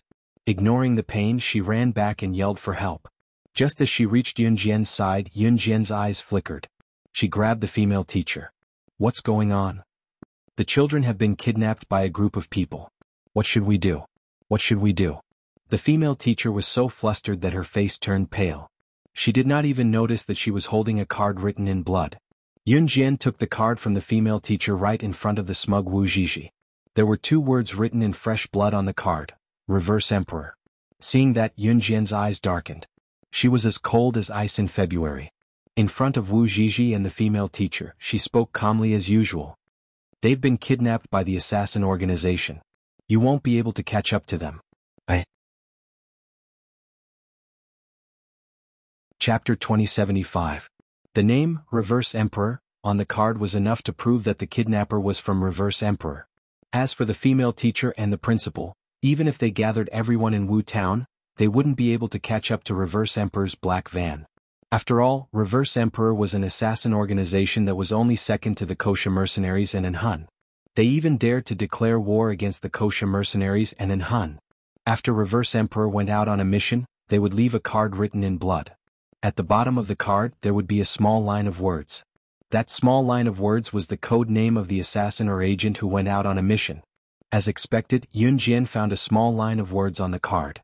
There were only 3 words on the card: African Leopard. The kidnapper is the 5th-ranked assassin in the International Assassin ranking, African Leopard. Before the female teacher and Wu Zhizhi could react, Yun Jian raised her head to look at them. Yun Jian added, "You won't be able to catch up to them. Even if you do, you will be killed immediately." What Yun Jian was doubtful about was why Reverse Emperor would send such a character to a poor mountainous area like Wu Town to kidnap people. However, when she saw the words African Leopard on the card, all her doubts were cleared. "Their target is me," Yun Jian said as she walked towards the classroom. "Wait, what are you talking about? You were the chairman of New Cruise before, and now you're talking about some assassin organization. Are you messing with us? Let me tell you, you can't be so selfish. Now that the children are kidnapped, you're still not letting the people in Wuxia rescue them? You're doing this on purpose. Why are you so involved in this?" Seizing the chance to accuse Yun Jian, Wu Zhizhi rambled on incessantly. When she saw that Yun Jian was walking towards the classroom, she screamed even louder. She even tried to pounce on Yun Jian as if she was going to stop Yun Jian from leaving. When the female teacher heard Yun Jian's words, she was stunned, but she still ran to find him. Ever since the female teacher's terrified voice had been heard, the surrounding people had been drawn over. At this moment, the dozens of university students who came from the university town of Jiang City to teach in Wuzhen were all near Wuzhen Primary School. When they heard the commotion, they all ran over. "I think you're the one who wants to kill the child. Not allowed to save people? How can someone like you be the chairman of New Cruise? What a joke," Wu Zhizhi said, and was about to pounce on Yun Jian to stop her from leaving. However, Yun Jian dodged Wu Zhizhi's attempt to pounce on her from behind and walked into the classroom in a few steps. "Principal, let's call for help to save the children. If the children are taken away, it's my responsibility. Save the children. Save the child." The female teacher had already called the principal out. The two of them were about to rush out of Wuzhen Primary School. The female teacher was trembling violently and the principal was in shock as well. However, he could not give up. He still had to save the children. What's going on? Xin Qingjiang, Liang Xiaomin, Mu Yao, and the rest had no idea what was going on. However, the university students who heard the commotion could roughly guess what was going on. The children had been kidnapped. However, just as the principal and the female teacher were about to step out of the small Wuzhen Primary School, Yun Jian came out of the classroom with her backpack in one hand. When she was in the classroom earlier, she had used her fastest speed to hide all sorts of blades, knives, and daggers from her backpack in various places on her body. The African leopard, ranked 5th on the international assassin ranking, was known for his speed. Yun Jian was strong and her biggest chance of winning was her speed. It was not that Yun Jian was not as fast as the African leopard, but to go up against someone like the African leopard who was not weak, she had to be fully equipped with all the secret weapons of a secret agent. Only then would she have a higher chance of winning. At this moment, Yun Jian had already hidden all sorts of killing weapons all over her body without leaving a trace. At this moment, Yun Jian was holding her backpack in her left hand. In front of all the university students, the principal, and the female teacher who saw her come out of the classroom, her right hand took out the latest SIGP 2106 Swiss silver pistol from her backpack. After that, she threw her backpack on the ground and put the latest model SIGP 2106 silver handgun into the holster at her waist without even looking at it. Her other hand held the last 2 butterfly knives tightly at the base of her thighs and pulled down her shirt. After she pulled down her shirt, in the eyes of outsiders, it was as if Yun Jian did not hide any weapons on her body. No one could see any traces of weapons on her body. At this moment, Yun Jian was carrying out a series of actions of a secret agent equipping weapons as she walked towards the principal and the female teacher. The speed of equipping weapons was many times faster and more accurate than the secret agents in the movies. Coupled with her indifferent expression, everyone present was stunned on the spot. For a moment just now, they seemed to have seen the king of hell who had survived among the corpses. However, before everyone present could react to Yun Jian's actions, they heard Yun Jian's indifferent words, which were like the master of the secret agent world, resounding through the classroom. In the next second, everyone present was dumbfounded and terrified. "I said that group of people's target is me. If you go, you will be courting death. The world of assassins and secret agents does not need you irrelevant people to participate. I will definitely bring him back. How dare you openly provoke me and kidnap someone under my nose? Even if he is the 5th on the international assassin ranking, he is now a member of the Grim Reaper's list." Chapter 2076. Yun Jian's words were like the melodious chirping of a lark. Her words were clear and entered everyone's ears without missing a single word. Everyone present was shocked and terrified. African leopard, ranked 5th on the international assassin chart. Who was that? Mu Yao frowned and stared at Yun Jian with Liang Xiaomin. Her eyes widened as she asked, "What exactly happened? What exactly happened? Why did it involve assassins and secret agents? Who was this African leopard, ranked 5th on the international assassin chart? Hurry up. Principal, hurry up and call for help. Those 5 kids are sitting in an unfamiliar van. They must be scared out of their wits." The female teacher's face was really pale and she couldn't care about anything else. At the same time, Xin Qingjiang, Wu Zhizhi, Kai Xinyuan, and all the boys and girls who came from the University of Rivertown were shocked by Yun Jian's actions just now. Some of them even realized that Yun Jian's actions were extremely cool. God. Did you see that? That girl has a gun. Who is she? She's too cool. That gun is a SIGP 2106 Swiss pistol. I've only seen it on the newspaper. I didn't expect to see a real gun. This came from a boy who was shocked and admired Yunjian's actions just now. I just watched a movie last week about female secret agents. It was exactly the same as what she did just now. So cool. If she was a boy, I would definitely fall in love with her every second. This came from a girl who was infatuated and shocked by Yunjian's actions just now. The crowd was in an uproar. At this moment, Yunjian had already arrived in front of the principal. She didn't look at the principal and walked out of the school gate in front of everyone. She shouted at the stunned principal. You don't have a car here. Take me there. Yunjian couldn't chase after the black van on foot. She couldn't fly, so it was naturally impossible. Hence, she had to find a car to chase after it. We don't have cars or vans in Wuxia. We only have tractors. I'll borrow a tractor. The principal was having a headache. People in Wuxia couldn't even afford a motorcycle, let alone a car. How could someone from a poor mountainous area own a car? This was also the reason why the human traffickers were able to capture them so easily. As long as they dragged the kidnapped children into the car, even if they were discovered, the villagers who didn't have cars wouldn't be able to chase after them. No need. Yunjian refused. It was impossible for the tractor to chase after the black van. So, when are you going to stop showing off? You clearly know that there are no cars or vans in Wuxia. You're just afraid that you'll lose face if you chase after someone on a tractor, right? Who are you pretending to be the savior of the world for? Even though Wu Zhizhi saw the scene just now, she quickly reacted at this moment and continued to speak rudely to Yunjian. Wu Zhizhi was probably the kind of person who wouldn't shed a tear until she saw the coffin. Yunjian did not say anything.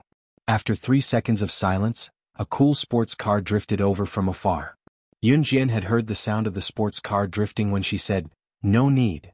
Not long after the sports car drifted over from afar, several luxurious cars behind it sped over from the direction of Wuxia toward the city.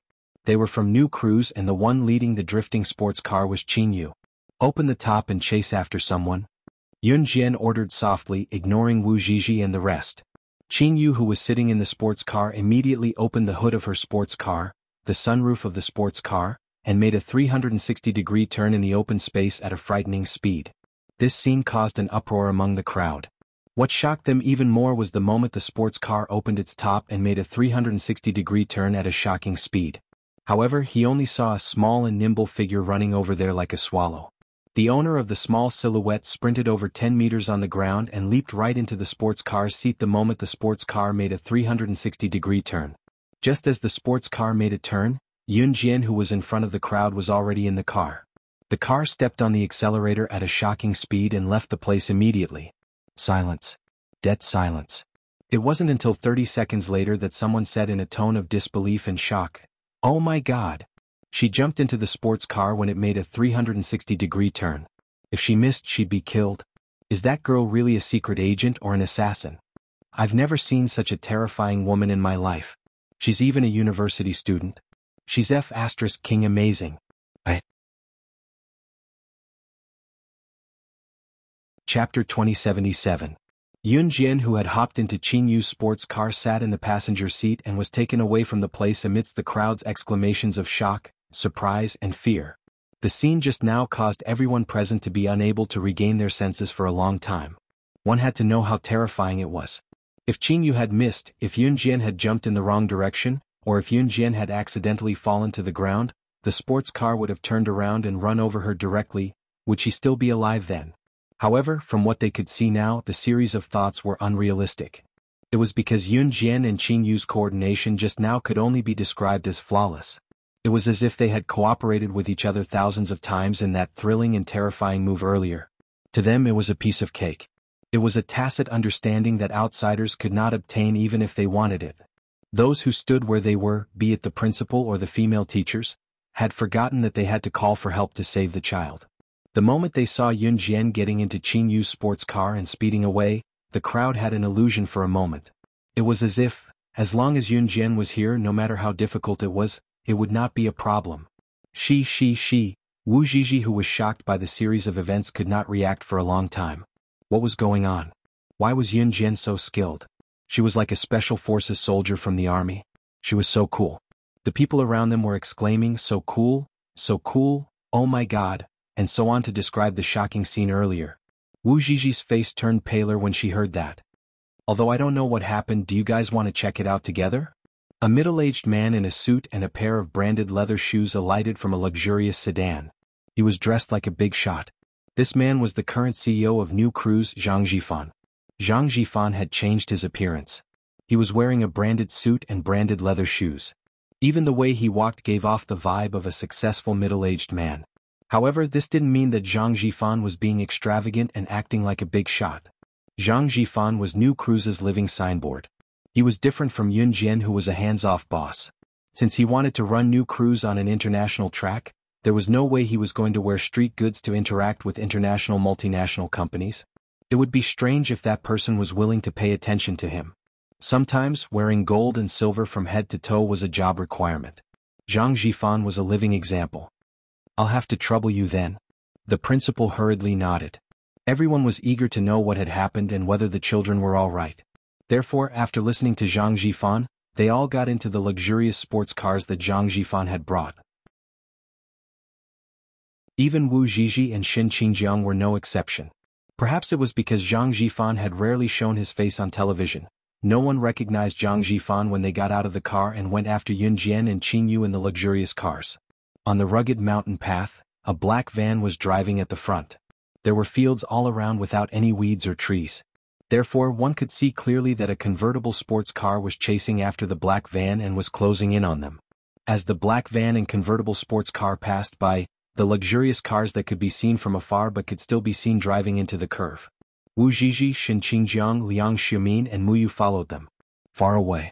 Yun Jian, who was in the convertible sports car, growled at Qing Yu, "Take the small path and flank it." Hearing that, Qing Yu took the small path and went over a steep slope right in front of the people in the luxurious cars to close the distance between them and the black van. At the same time, Wu Ziji and the rest who were far away saw something that shocked them. Yun Jian, who was sitting in the convertible sports car, pulled out a pistol from her waist and raised it single-handedly without looking, shooting the 4 tires of the black van in front of them from different angles. After 4 shots, the tires of the black van burst and it was forced to stop. Yun Jian did a flip and leaped onto the ground without waiting for the convertible sports car to stop. Her hand that held the pistol lowered naturally as she approached the black van fearlessly. It was like the arrival of the Grim Reaper. Chapter 2078.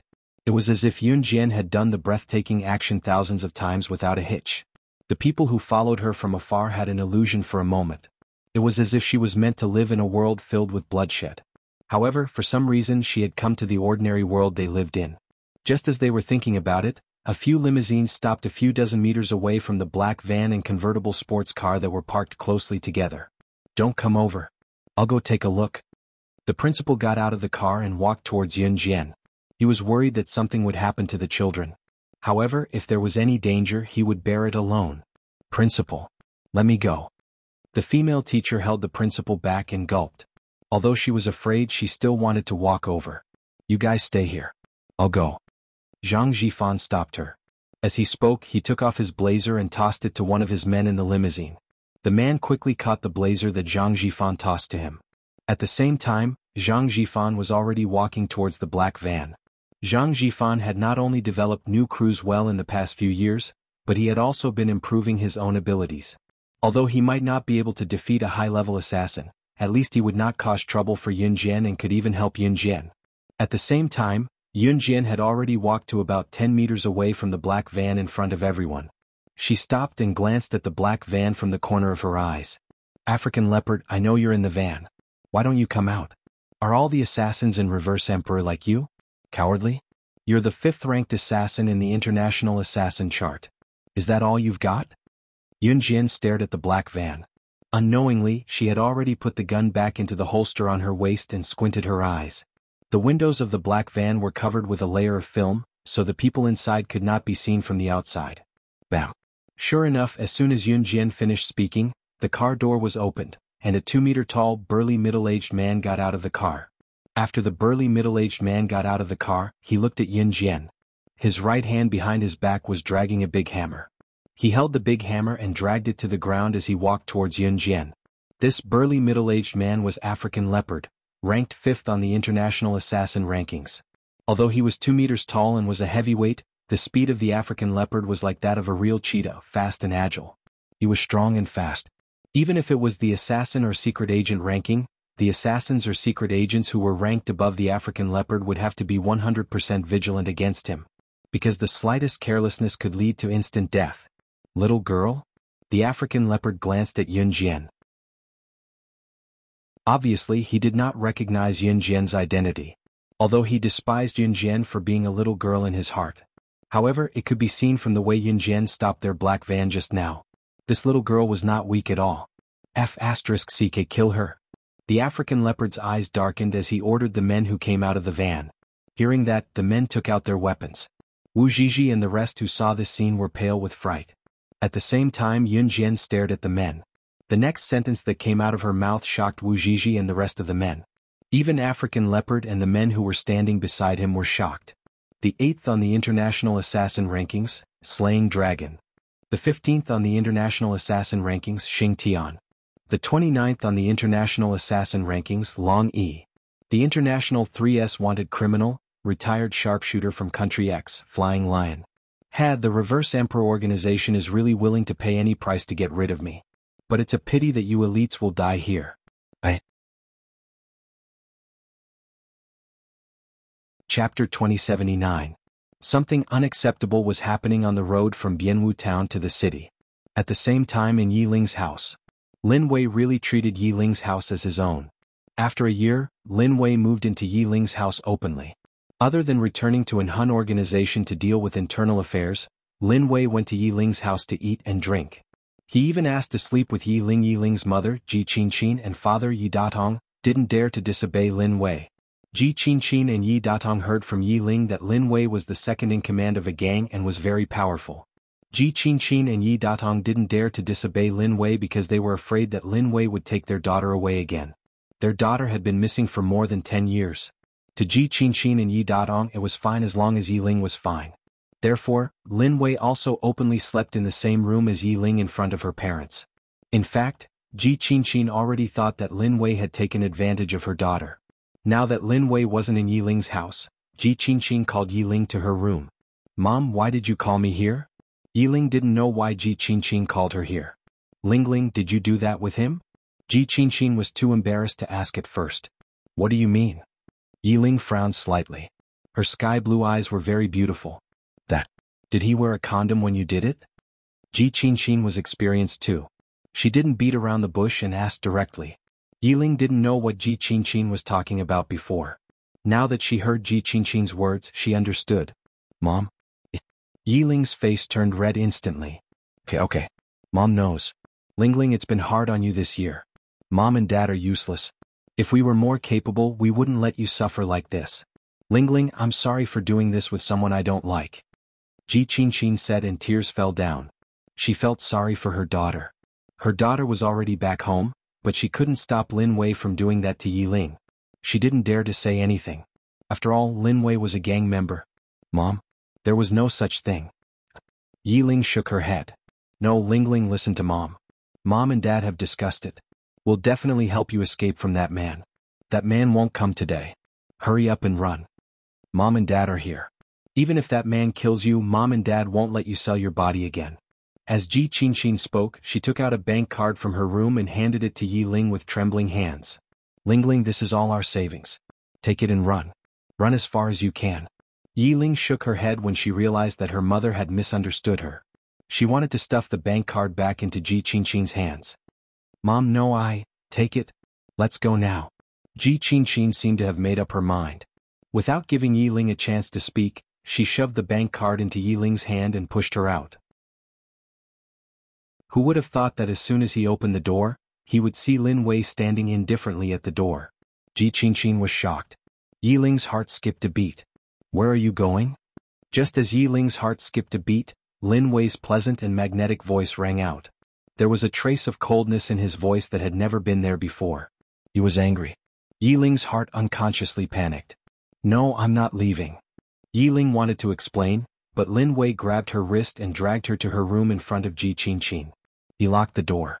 After entering the room, Lin Wei threw Yi Ling onto the bed and began to undress. Did I give you too much time to accept me? So you want to run away? They say that women know their place when they're pregnant. Then I won't be polite. As he spoke, Lin Wei unbuckled his belt and unzipped her underwear. You're tuning in to the Han Li's Wuxia Chronicles YouTube channel.